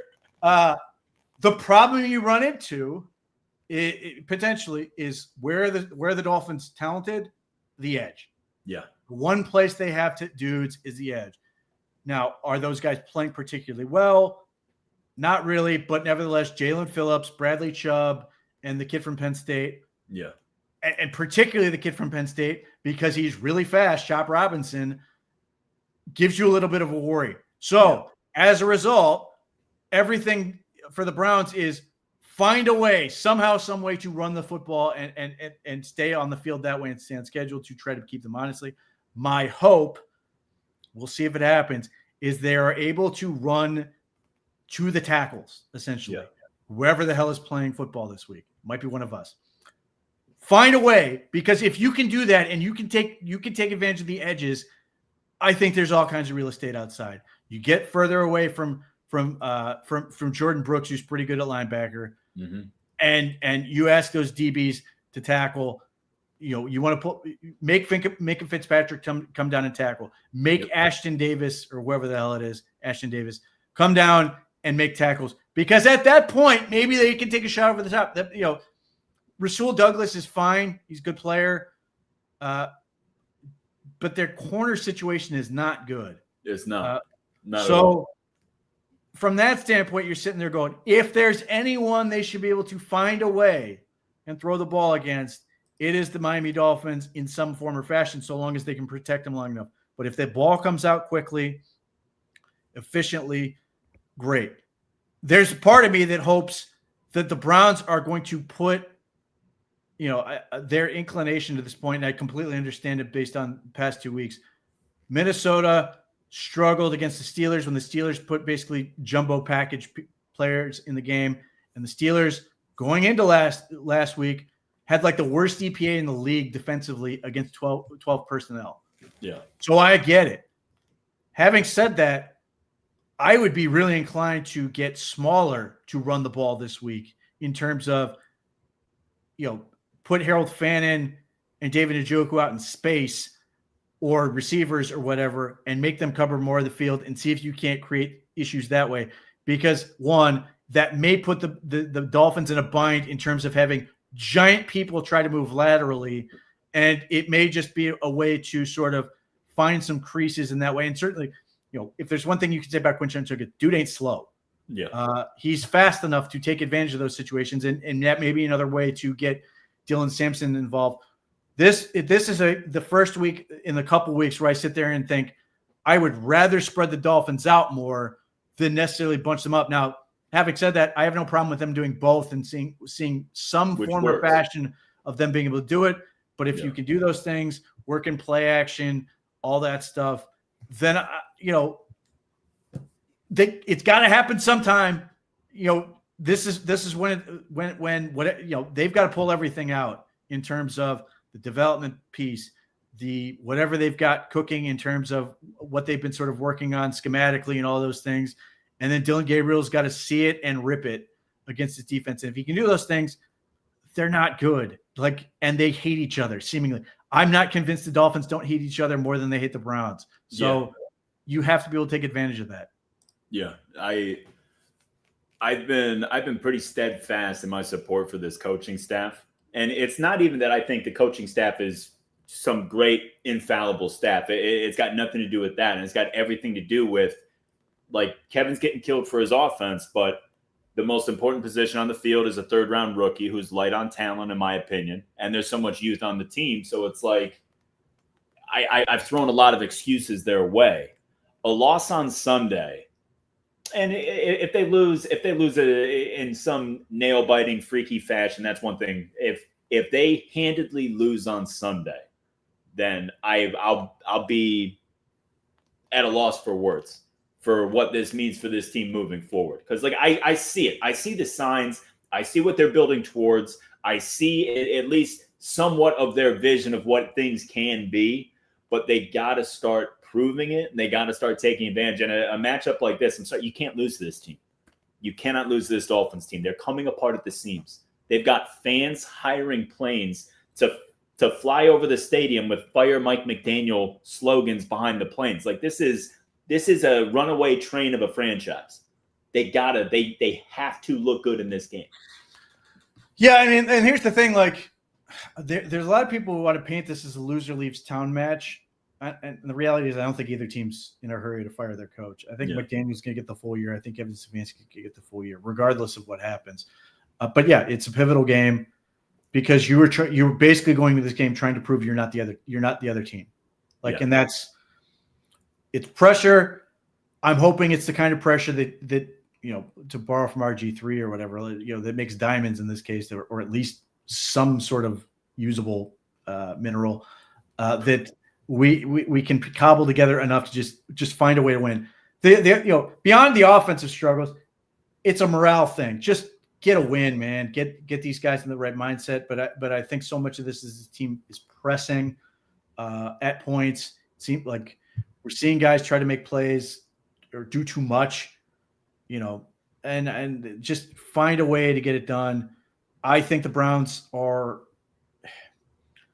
certainly should be able to. Again, they're at home too, on top of everything else. Like I besides that, like what Miami has offensively, I think the Browns sort of match up well. Now it's a challenge against Mike McDaniel's scheme in some ways, and there are a couple players there, but like this, if you're trying to get the line of scrimmage right again, this is the team to go against.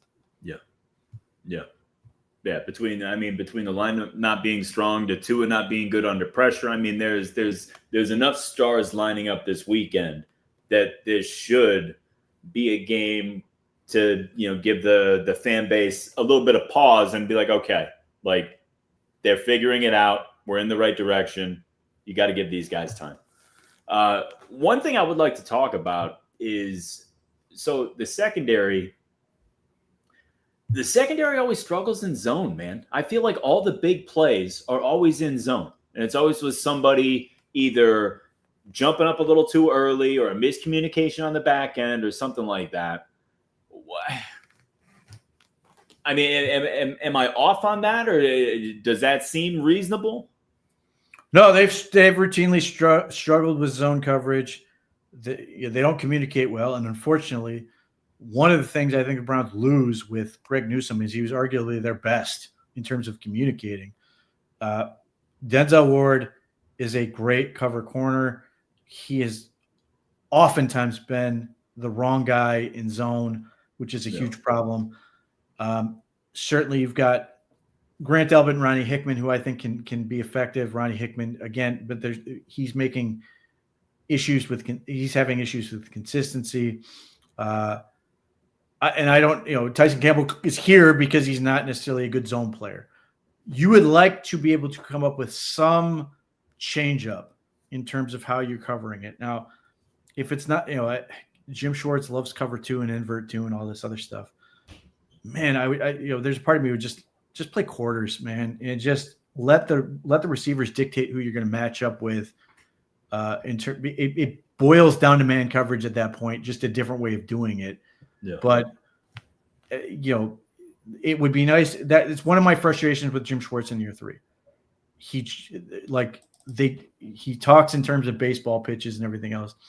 They have a really good fastball, but when teams are able to connect, they don't really have that other pitch. And it has to find a way to come up with something to cause issues for him or for the opponent, so you can come up with some ways to potentially run trap coverages, particularly when your pass rush is cooking and you get the quarterback who's terrified, wants to get the ball out quickly, and then has that oh crap moment, and then the ball's going the other way for a touchdown or something like that. Yeah. So this is usually about the time that we shoot around the rest of the AFC North and also talk about the Jacksonville Jaguars. I say we lead with Jacksonville this week because Sam Darnold and the Seattle Seahawks did us a solid, and they took care of the Jaguars there. How'd you like that game, Pete? I enjoyed it thoroughly. I feel awful for Greg Newsome. He played 9 snaps. Yep. And one of them was a 61-yard touchdown. Yep. That was wasn't that his first snap? Yes. Yes. That's messed up. There were so many Jacksonville Jaguars fans who were like, Greg Newsome so much better than Tyson Campbell. We're so happy we were Tyson Campbell. And the first play. And I like Greg Newsome. I feel awful for him because you're putting him in a tough spot. He shows up on Thursday and you try to put him in the lineup. And again, he only played 9 snaps. It's not like he was starting or anything, but just immediately gives up a touchdown. And ultimately, wasn't that the difference? Didn't Seattle basically win by a touchdown? Yeah. Yeah, they did. But that's tough. And I mean, realistically, Jacksonville is still technically on paper a better place than Cleveland. And I do like Greg Newsome. I think he's a nice player. But I'm all about a Jacksonville loss. And they've been playing with their heads above water all year with this damn turnover differential. It's fun to finally see him get bit a little bit. How about the game that everybody was talking about all week, man? How about Joe Flacco against those Green Bay Packers, man? Well, just as a quick note, Jacksonville has to host the Los Angeles Rams in the London game this week, so we'll get to watch that one. Hopefully, the Rams are super ready for this. I actually think they'll be fine. I think the Rams will win, but then again, I'm still very bitter at the Chiefs and 49ers. Yeah, we're going to talk about that. Look, Joe Flacco, he did exactly what I expect him to do. I think Joe Flacco is all class.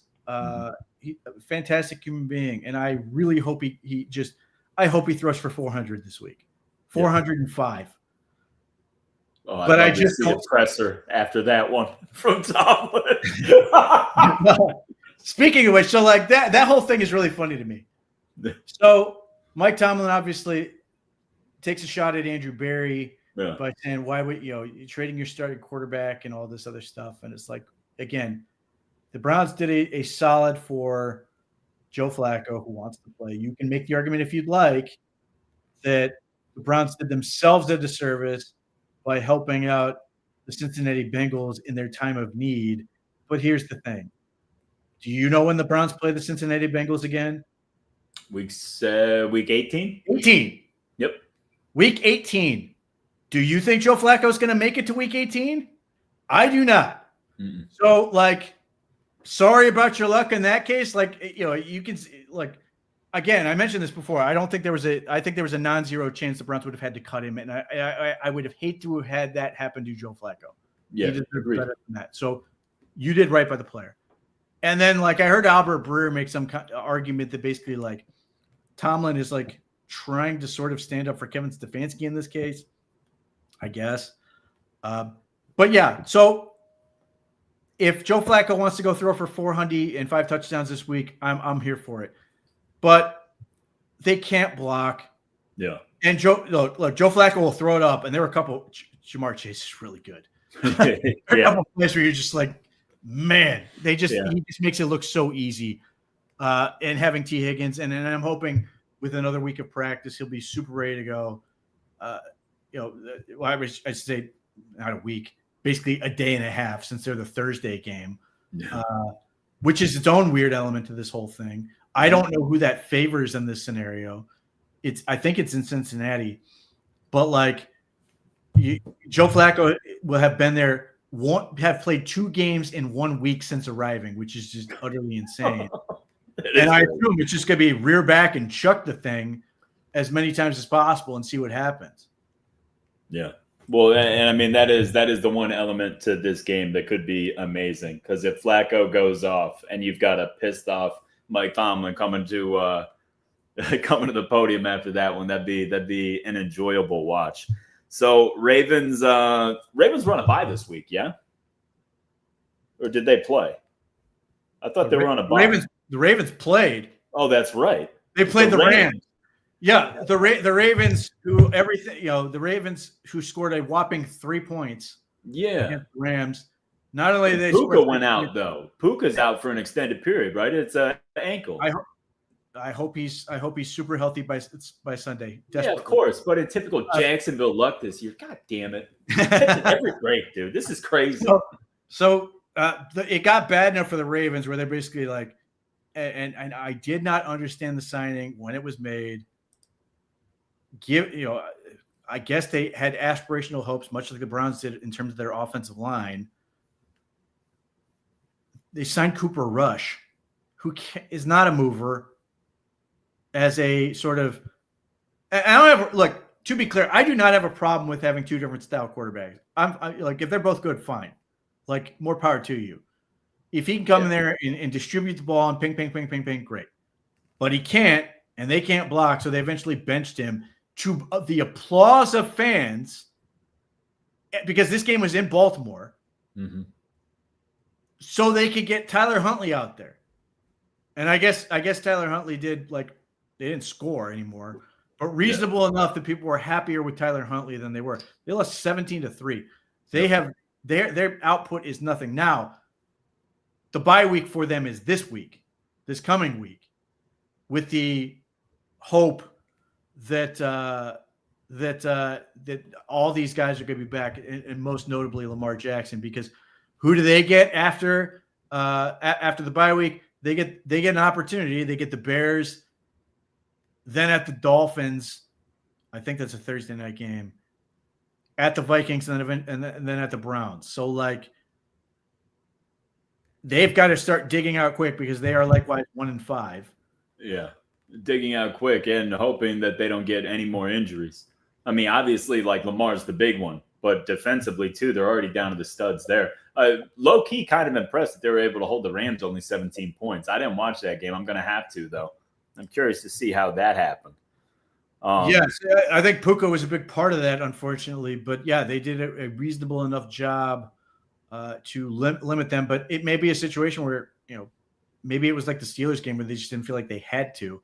I don't know. But yeah, I mean, if you're the Ravens fans, continue to be irate. They are desperately holding on to the hope that with the bye week, they're going to get better. But like, they're also in this situation where they are sitting. They have to sit here for 2 weeks, sitting on a 4-game losing streak, which is never where you want to be. Yeah. So little NFL news, and I was wanted to get your take on this. And this one files under bad franchises stay bad for a reason. But the Titans letting go of Brian Callahan, and I mean, number one, you just let this kid take a quarterback number 1 overall, and then, I mean, 6 games in, you're gonna pull the rug. I mean, it seems early, but is that just indicative of how bad Callahan was? It's indicative that Bill Callahan was, or not Bill Callahan, the younger Callahan was. Was a hire I never understood in the first place. Yeah. Like, it's one of those where, and this is where it's really tough, because as I will always sort of stress, we have about 1% of the information needed to like understand who's worth anything in the hiring process. Yeah. And it's way more difficult when you hire an offensive coordinator who doesn't call plays. So like, there's so much unknown, but like, nothing about the younger Callahan made me think, oh man, it's going to be a great hire. He did not generate much in terms of results, but this is more of an indication of how Amy Seastrunk, the owner, works with the Titans. She's had a quick trigger. Look, the debate over who I think is a better coach between Mike Vrabel and Kevin Stefanski. I'm going to take Kevin Stefanski. Having said that, I don't think Mike Vrabel should have been fired. If it was me, I would not have fired Mike Vrabel with the Titans. Yeah. I understand the run they had. They, not unlike the Browns in some respect, like the Steelers, that I should say that Titans team just ran out of guys. They ran out of talent. The front office made a bunch of mistakes. Yeah. But like my immediate reaction was, I don't know how you're going to do better than this. And they did worse. And the problem I think they're going to run into is I think they're going to do worse again. And this is where you get into this situation where, like the Cincinnati Bengals were for a long time, where it's the Bruce Coslets and those type of guys. And I'm not convinced that it won't be the Titans following in the same footsteps. And it's a huge reason why I worry about that for the Browns, because other guys are going to get fired. Yeah. Certainly Cam Ward is an attractive option. I just don't know if it's going to be attractive enough to sort of beat out other jobs. Yeah. Let's throw out a scenario. You could throw out a scenario. I don't know that this will happen, but I could see a scenario where John Harbaugh is ultimately let go based on, obviously they're struggling, and ownership could decide the way they handled the defensive coordinator, essentially hiring a family member, was a terrible idea, did not work. Everybody immediately moved to the back of the line for that job because the Ravens have proven to be a great job. Or if the Steelers do what they do, they win the division, immediately go out in the first round, and Mike Tomlin's just like, look, man, it's time to go. After all this time, it's time for me to go my separate ways, because the Steelers are in a great situation right this second, but like the second the season's over, they have a whole bunch of questions they have to answer, not the least of which is quarterback. If Mike Tomlin's like, listen, I've been here forever, I'm ready to go, that job is going to be more appealing than most jobs, even though ownership doesn't spend a whole lot of money in terms of their facilities and everything else. They stick with guys, and guys stay there for 2 decades, and they've won Super Bowls. So this is where I sit here and go, I don't know what you're doing. And then has Tennessee named an interim at this point? Because at the moment it was done, they had. Yeah, Malarkey. Oh, Mike Malarkey is the interim head coach? I think so. Wow. So yeah, let's bring that back. But like, this is part of the problem. Like, and here's the thing, like, you fire a guy, you just have less guys to do work. Mm-hmm. You immediately send yourself on this stupid downward spiral where it becomes like, who's the next guy that has to walk the plank for this crap? Yeah. And it just gets you nowhere. And what are you trying to do? Get a head start on the hiring cycle? Like, who are we? It can't even start yet. Like, and that's what kills me about this, like, in-season stuff. Like, look at the locker room. The locker room becomes a run out the clock situation. And it's like, yeah, I mean, that's when your injuries are going to start to mount up because players aren't going to play through anything. Like, these are the teams that go off the rails completely and completely dissolve, and there's no reason for it. Like, don't get me wrong, Brian Callahan didn't do a good job. They weren't winning any games, but what the hell is this doing? I mean, I don't know. Maybe Malarkey's able to. Yeah, he's got head coaching experience. He's been around forever. It's Mike McCoy. Is Mike Here's McCoy? The other part about it's Mike McCoy. Here's the other part. I thought it was Malarkey, son of a.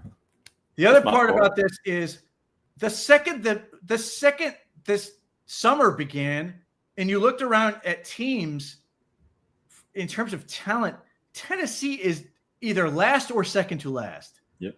Like, I don't know what they thought they were going to get. Like, what they got Cam Ward, and it was like, okay, great. Like, I understand why you took him. I totally understand it.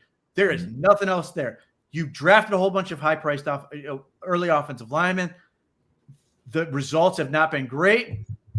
They've had issues with their health, everything else. But, like, they don't their edge rush is non-existent. Yep. They have nobody at edge rusher. They let the one dude go who Harold Landry went to New England. Went to the Patriots. Calvin Ridley, they paid $1 billion for him to be a number one receiver, which is something he cannot be, and then has basically been ineffective, and now he's injured. Well, and how about Cam? They draft Cam. The only veteran quarterback in that room was Will Levis. Yeah. Are you freaking kidding me? So, look, I don't like the hire of Brian. I didn't think highly of the hire of Brian Callahan, but it just stinks of it. And certainly you can make the argument that he just can't be a head coach. Okay. But that situation is awful. They need so much help between talent and everything else. So maybe he was so bad it was destructive. And I've seen some of the cartoonish stuff they've done on the field. But you get nowhere.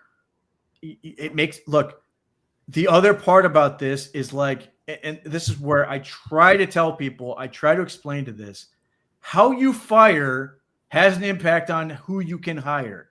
Yep. Because if you basically just throw guys out and treat them like crap, yes, they're going to get the money they're guaranteed on their contract. But people are cognizant of this and they pay attention. They're sitting there going, it's a really tough situation in Tennessee because there's an owner with a quick trigger who's not afraid to just cut bait.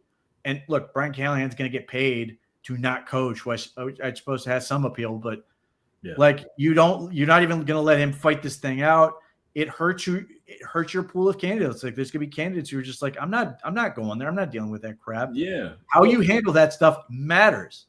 And let's turn back the clock. We can go back to the initial, 4 or 5 years of Jimmy Haslam's run in Cleveland.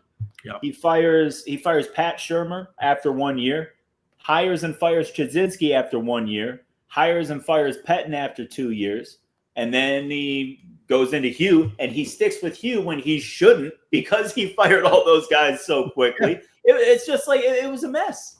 It's an absolute mess. And you're right. This coaching, these are all tight-knit circles. They all talk. And not all these teams are created equal. Some companies are better to work for than others. That's just the reality of it. Not only that, but it also impacts who you can hire as assistants because they have the same thought process. Why would I go to Tennessee and try move my family, this, that, and the other thing when I could be out in a year? I want to go somewhere where we're staying power, where I feel like I'm going to have a chance to get a better job, or all those things. All that stuff is important. Look, I think Cam Ward can be a terrific player. I hope that he gets a coach that's worth it. Even better would be if Amy C. Strunk wants to ship Cam Ward to the Browns for a 5th round pick. I was thinking 6th conditional, but I'll go with 5th. That works. They're just an awful, awful football team. And if they finish, they could potentially finish getting the top pick in the draft, and Reuben Bain would be great. Yeah. But it then feels like, in some ways, they're not as bad, but it's like Tim Couch and Courtney Brown back to back. They just need a whole lot of help. Just a miserable situation. And why I think, short of wild incompetence, Hugh Jackson style incompetence, and that type of stuff, the upside of firing guys in season is nil. Just let the guy fight it out. Unless he's done something that for cause, then just don't mess around with this stuff. Yeah. I would tend to agree with that. And one thing, because we talk about the idea of, and I can attest to this because I've spent so much of I spent the last 15 years outside of Cleveland. People, Browns fans look at the Browns and look at that job and look at that opportunity a lot different than the entire rest of the country. Cleveland's not a sought after market. It's not a sought after job. It's not a sought after legacy, none of that stuff. The way people look at Cleveland isn't a positive thing. I love Cleveland. I love the Browns to death. I think they're the best, but the rest of the country does not agree. And for us to think that these top level candidates are just going to line up chomping at the bit to coach here, it's not always the case.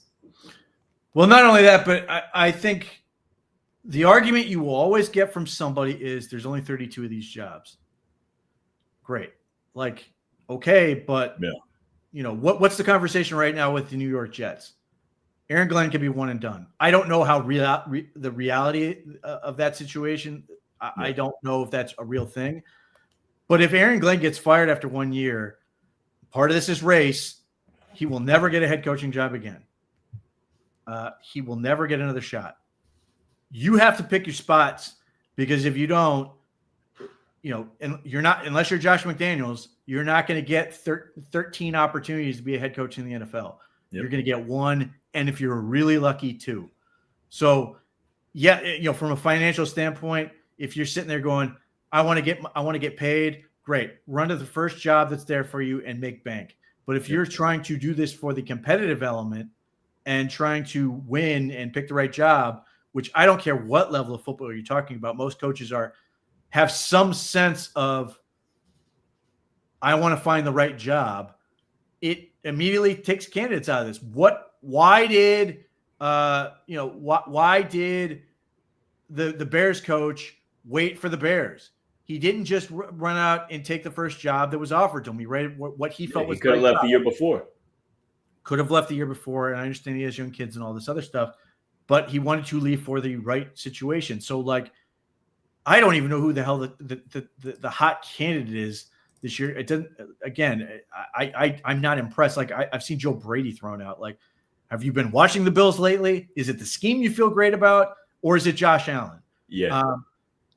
And that's not to say he's a bad coach. He could be a great coach, but you don't know, really difficult, because we've only seen him be great though, Pete, in two places. We've seen him be great in LSU with Joe Burrow, and then he was. I mean, he wasn't really anything important with the Saints, right? But then he goes to Carolina, and he was a disaster in Carolina, and now all of a sudden he's reborn again under McDermott with Josh Allen. I'm with you. I think he's a good coach. He's got that offensive genius label, but who the hell knows? If you take one of the 5 best quarterbacks on the planet away from him, he seems pretty damn average. And then that's just running the offense. That has that's without knowing anything about, can he do the job of head coach? And this is the problem you run into, is people will get very passionate about maybe 5% of the information they need and say, this is the guy and absolutely going to work. And, as we saw with the whole Josh McDaniels thing, there were people willing to give him the keys to the whole franchise. And he cannot do that job. And he's doing a hell of a job with Drake May as an offensive coordinator. Yeah. He's great at that. But it's the difference between a head coach and the offensive coordinator. And my money says Kevin Stefanski can be a head coach as well as the offensive guy. I'm desperately hoping that they can figure that out. But and that's part of this where there's a case to be made that you could see all 4 coaches leave their AFC North teams. And I can't help but wonder if that is going to be the reason none of them move on, other than maybe Tomlin, if he's just had enough. That would be more him than them saying, look, this is gone as long as it's go. I mean, there's a world where Harbaugh could. I don't see him as that guy. I think he's going to coach basically until he drops dead. But I can't help but think none of these teams really want to get in this fray of that. It just sounds like a nightmare. Yeah, no, I would agree with that. Let's kind of go back now that we're on the topic of coaching and moving on and stuff like that. I feel like Stefanski gets crushed right now because the last few years, ever since Deshaun, really, right? It's been the offense failing to meet the standard that the defense sets, right? But if we go to the first 4-year run, or not 4-year run, the first couple of years with Stefanski when he had Baker, it was the other way around. It was the offense that was good, and the defense was always giving things up, right? So it's to me, I look at this offensive staff, and I know that I know there's no Callahan. I know that Petzig isn't there anymore. I know that the AVP has moved on, all that stuff. But I still there's still guys there that show that they can be productive if they have a quarterback, if they have a little balance, right? Because look, Stefanski with Baker, Nick Chubb, David Njoku, and then just a bunch of guys at receiver, because I know that we all love Jarvis Landry, right? And we all love the name Odell Beckham, right? But the best receiver at that time was Hollywood Higgins. Yeah, there it is. And you got crushed for years about this, but you had it pegged. He was a 5'10", 180-pound slot receiver that ran a 4.6, and we're paying the guy $15 million a year to be a number one. Yeah. No, I mean, it was a dumb contract. Yeah. And I get all the arguments for it. All the arguments had almost never anything to do with this actually going on the field. Kadero Hodge, Hollywood Higgins, Donovan Peoples-Jones, Jarvis Landry was your group. And that team beat the Steelers on the road in the playoffs during the COVID stuff. The guy can coach. The offensive line. Look, here's the thing I keep running into. Unprompted, who do you think right now are good teams in the NFL? Good teams in the NFL? I like Detroit. I like Green Bay. I think Kansas City. I think Kansas City might be the best team in football right now, although the defense isn't playing that well. I mean, those are the three that I really like. Tampa. I like what Tampa's doing, and with no support seemingly from Baker Mayfield, but Tampa's tough. But I mean, there's not a lot of teams that every week I'm like, they're legit. They look great. They look clean. They don't have warts. Like outside of Detroit and Green Bay and maybe the Chiefs. I mean, I see issues with everybody. Bills are on a 2-game skid. Baltimore, who I thought was the most talented team in football, is completely unraveled. The Chargers are so banged up. They got no running back, no tackles. It's tough, man.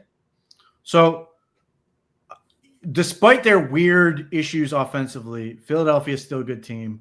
Yeah. Atlanta looks pretty good right this second. And I would add the Bills, even though they look unserious right now on defense. Yeah.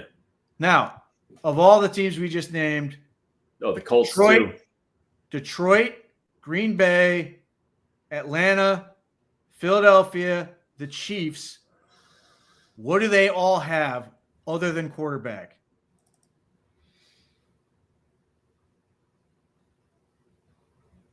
Other than quarterback? Oh, the Colts are very good too right now. And the Colts, I would strong running game. Not only effective, but healthy offensive lines. Yeah.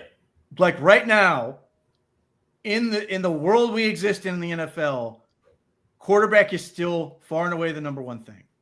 But just having a good enough offensive line is such an overwhelming advantage. It's insane.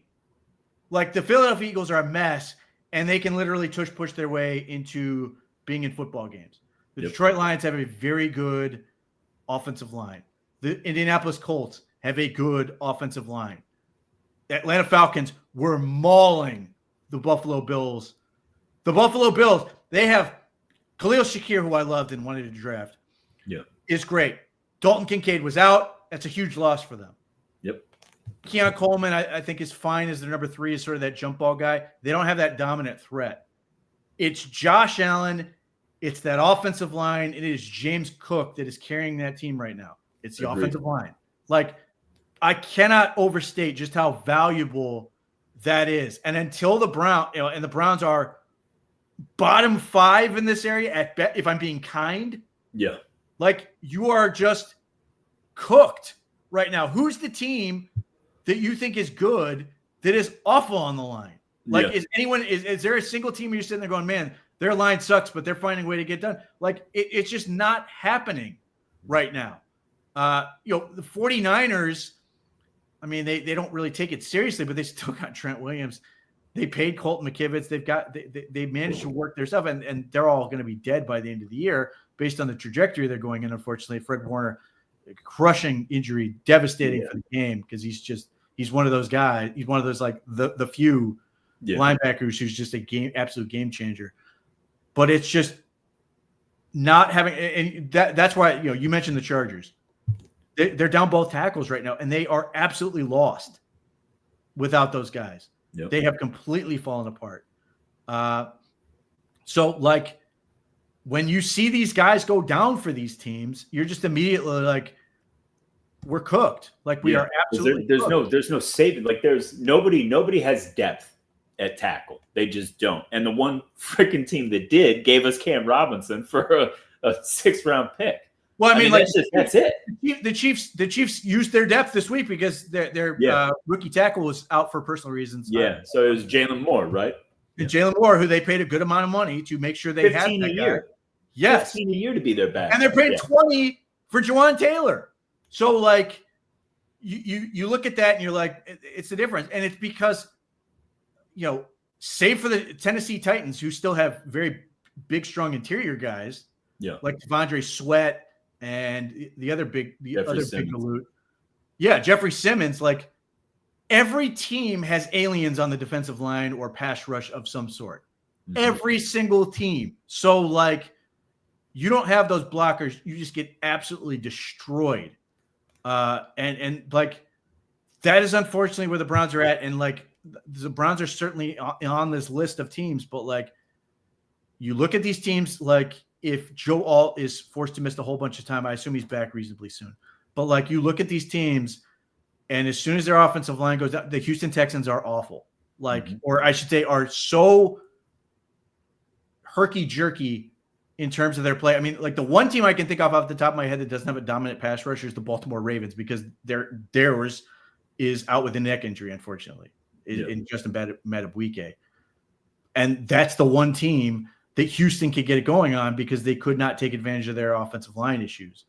But like all these teams are bottom of the league, or the second their guys get hurt, they immediately start going on these losing streaks. I mentioned this on Gang of Three. I would love to know what the conversation is in the league office in terms of the game and the offensive line, because it's not like we can exist in a world where we're going to go count Mississippi's before guys can rush the passer. But like, it's awful in terms of affecting the product on the field. And they want points. They want offense. Yeah. Well, it's also dangerous. You are going to get your stars hurt that way. Joe Burrow out, Lamar Jackson out. Like that kills you in terms of selling these games. God only knows what holidays those guys are probably still scheduled to play on that are now dead games. So, the other team that scores a lot of points, they're not necessarily a good team. The other team that scores a lot of points, Dallas Cowboys. Great offensive line. Great offensive line. So like, it's incredibly frustrating to be dealing with this element. But like, one, I don't know how you scheme around it. Hint, you don't.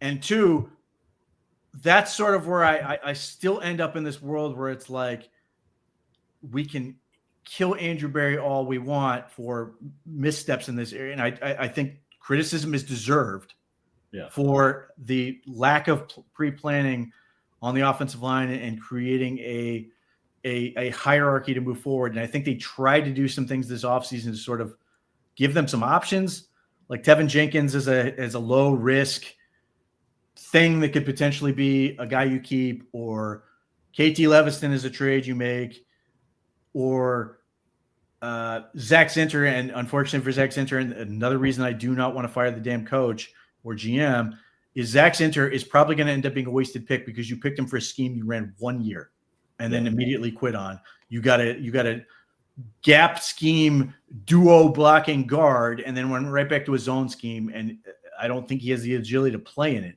So I think his best case scenario for the Browns is somehow he plays center. And even then, they've got a guy for that. So I would not be surprised if we get to a point where where Zinter is traded somewhere for pennies on the dollar because he's just not a fit.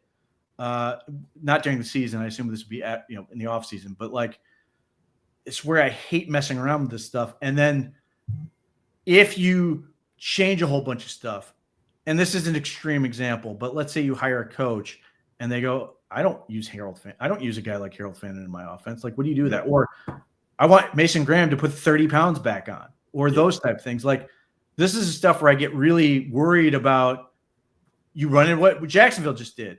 They changed scheme, and now they've got a whole bunch of guys that are disposable. And there are certain players that are always going to be good. Carson Wentz is always going to be good. Then again, if you run a 3-4 and you're asking him to take on blocks, he's not going to be the same dude. Good. Yeah. So, like, these are the things that run through my head, and where I sit there and desperately root for the Browns to somehow, some way win football games so we can get through this and just figure it out. The other thing I wanted to ask you about college guys you're looking at, because I want to expand it beyond quarterbacks. There's a couple things, but I know you've been watching Ty Simpson. He's coming off a pretty strong performance against Missouri. He's been playing reasonably well after like an early bump in the road to start the season. FSU game let me preface it. I keep saying this. I cannot take the people who want to decide the number 1 overall pick in October. Like, yeah, I'm seeing that, and it's not just quarterback. Offensive line is the other place. This is happening. All these people are like, well, the offensive line class isn't playing as well, so they all suck. Armand Membu went, what, 5th, 6th? Yeah. Nobody was talking about Armand Membu above the 2nd round until like February or March. And that's always how it is. The fans in the media are always light years behind the league. They're always playing catch up to the league, and there's always surprising picks on draft day. And that's all. Look, I like Ty Simpson a lot. And if you want to go off quarterback, I know that Ohio State fans love Caleb Downs. If we're not going to go quarterback, we're not going to go offensive tackle. I will pre-order a Ruben Bain jersey now. Okay, thank you. Okay. Right now. Okay, I was worried. No, I'm such a Ruben Bain guy. I've already got people trying to tell me that Arvell Reese is better than Abdul Carter. I can't. Like, he's phenomenal, and I'm curious. I love Arvell Reese, but man, that's a jump. Yes, that is a jump. He's really good though. Ruben Bain, man, I think he's going to, at the rate he's going, obviously athletic testing is going to be huge for him. Yeah. I think Aiden Hutchinson's going to be like maybe where he ends up, but if he tests really, really well and is, there's nothing injury wise, if he's a really good athlete, I think you find a little space between Myles Garrett and Aiden Hutchinson in terms of that prospect. He is absolutely murdering people. Like, he's so physical. And it's not like he's not playing such a power player. He's not playing Eastern Southern Baptist State. He is playing real football teams and absolutely destroying them. Yeah. No, he's a dude. I got a lot of friends that are Hurricane fans, and every single one of them is like, oh, he's going number 1. Like, he's just a dude. He's an absolute game wrecker. Unless a quarterback like really separates themselves and just makes especially if it's Tennessee, like that makes it real easy. Yeah. The reason I expanded beyond, the quarterback position is, and again, if we enter a world where, well, there's 2 schools of thought here. If there's a great left tackle and you have your first pick and you're not taking a quarterback there, it just doesn't work for whatever reason. Yeah. That you're just not, you're not in the right spot, or these guys just aren't that dude, or it's like a weird clash. You got boxed out. Man, Jalen Tyson and Mekhi Lemon are good. They are really, really good. And look, obviously this gets weirder if the Browns are picking in the top 10, unless Jacksonville decides to really just turn that skid. But even then, like, Jordan Tyson is really good. My only small concern is medical. He's had a couple injuries that they will have to look at. Yeah. With like his collarbone, I think he had at one point, or some sort of short shoulder injury, but he is really good. Like, he's not getting anywhere near the hype that Marvin Harrison did, but he does a lot of Marvin Harrison things, and then it feels like he does a little bit more. Yeah. In terms of certain elements. Like, I will be very curious to see if he tests and what he tests like. And then the other one, Mekhi Lemon, and the thing that I'm curious about is everybody keeps comparing him to JSN and Emeka Ibuka, and I'm here for it. But he also returns kicks. So, like, people are suggesting he's like a 4.5 guy, and I think he might be faster than that. But he's also the type of guy the NFL messes around with and let's hang around in the draft and gets bigger guys to go in front of him. Yep. And Serge just mentioned one of them, like Carnell Tate. is a guy I could see start shooting up boards, or Chris Brazil, depending on how if he goes off and does some things, or Denzel Boston, and they go, man, I want to get that big X. I want to get that franchise style, big bodied receiver with all kinds of athleticism. And you just sort of let, you have that draft fall where I'm still incredibly bitter about watching Santonio Holmes somehow find his way down the board. It felt like 20 teams passed on him, even though he went 19th. Yep. Just to find his way to the Pittsburgh Steelers. And like that type of guy, man, it's with offensive line for me, because so much depends on athletic testing and being able to see what they can really do movement wise, in addition to the tape and all this other stuff. But like at this point in the year, between the quarterbacks were really fun, even though Josh Hoover had a horrendous game for TCU. He's really interesting to me. Ty Simpson, to your point, is really interesting to me. He's not stereotypical in terms of or I should say not prototypical in terms of size. Yeah. He's like 6'10", I think. Yeah. But, and I'm curious to see how well he really moves. I think he moves better than Nussmeier, but how well he really, but he's getting it done. And the Alabama's, it's not like they're going to, this is why I hate that people want to jump to these conclusions.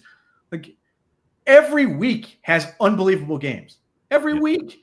And you're like trying to decide, let these kids figure it out. They're going to grow and hopefully evolve over the course of this. And a whole bunch of these guys are going to play a whole conference schedule, be it SEC, Big 10 or Big 12 or whatever.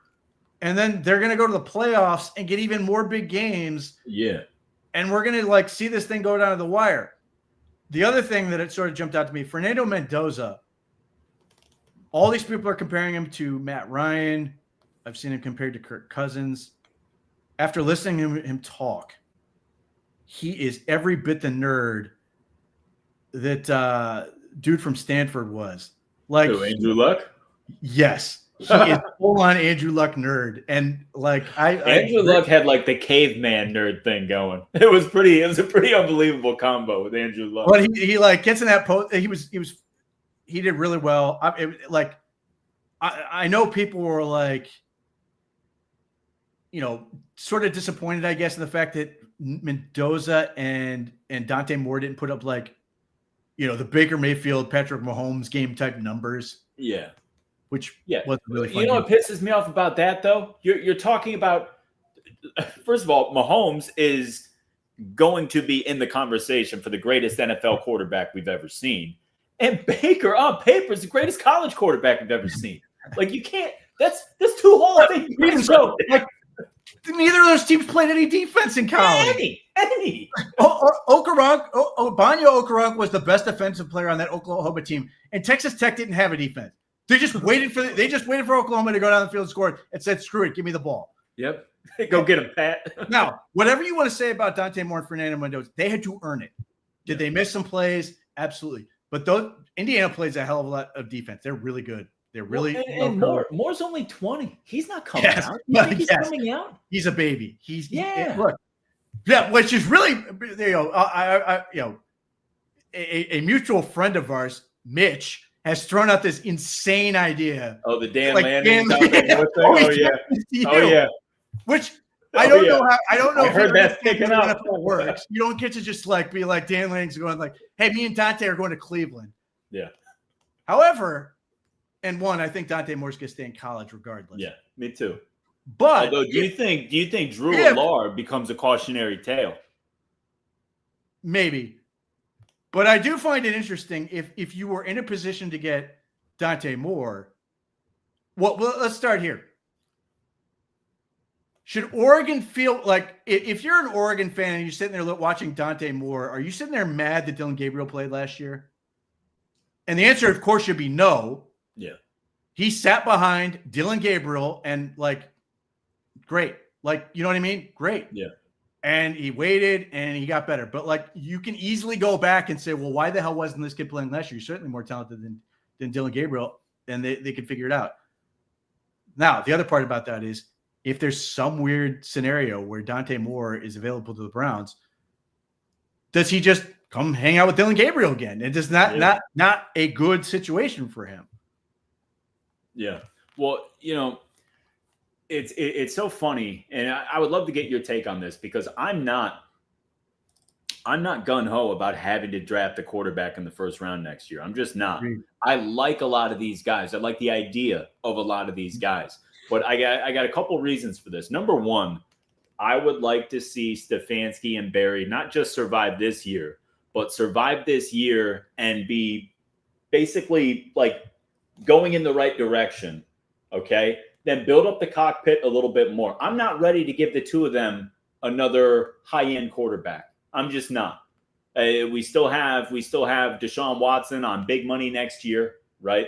So to me, I am totally cool with doing another Kenny Pickett move, getting a talented veteran who just needs a change of scenery, having that talented veteran compete with Dylan Gabriel and Shedeur Sanders, and build up the line, build up the rest of the team, and get things caught up. And then in 2027, if you're comfortable with Kevin and Andrew at that point, then yes, they'll get another bite at the apple. I'm not ready to just do it next year, especially for this lineup of quarterbacks. Nobody's blown me away. I like Ty Simpson. I think he's got potential. But I like Ruben Bain a hell of a lot more. I want an offensive tackle a hell of a lot more. And look, we've talked about Dylan Gabriel. I have a very low ceiling on what I think Dylan Gabriel can ultimately be. But I'm not ready to take a giant swing for the fences for a guy who's just as unproven as Dylan Gabriel. Or I shouldn't say that, but you know what I'm saying? Like, I'm not blown away by these prospects is my issue. Well, here's the thing. Like, this is why I say be patient with this. They're going to be playing till January. Yeah. They will play till January. Like, it's October, and we're like, well, Fernando Mendoza's got to be the number one pick, and I don't love it, and all this other stuff. Like, there's a whole bunch of movement that's going to go on. Again, Jackson Dart's the one where you sit there and go, nobody was talking about this kid until basically December. Yep. In the college, and then not really in the draft process, certainly, and certainly not in the first round until way later in the process. So, like, let it figure itself out. But yeah, I mean, there's certainly an argument for that. Just get the line of scrimmage squared away, get more weapons, and then set it up so you can get the guy. Now, having said that, if they're in the spot, they love the guy, take him and move on. But I'm cool with that. Yeah, you don't have to. I'm totally cool with that. I'm not ready to stick my flag in the ground on any particular quarterback, be like, this is the guy that we need to build around. I'm just not there.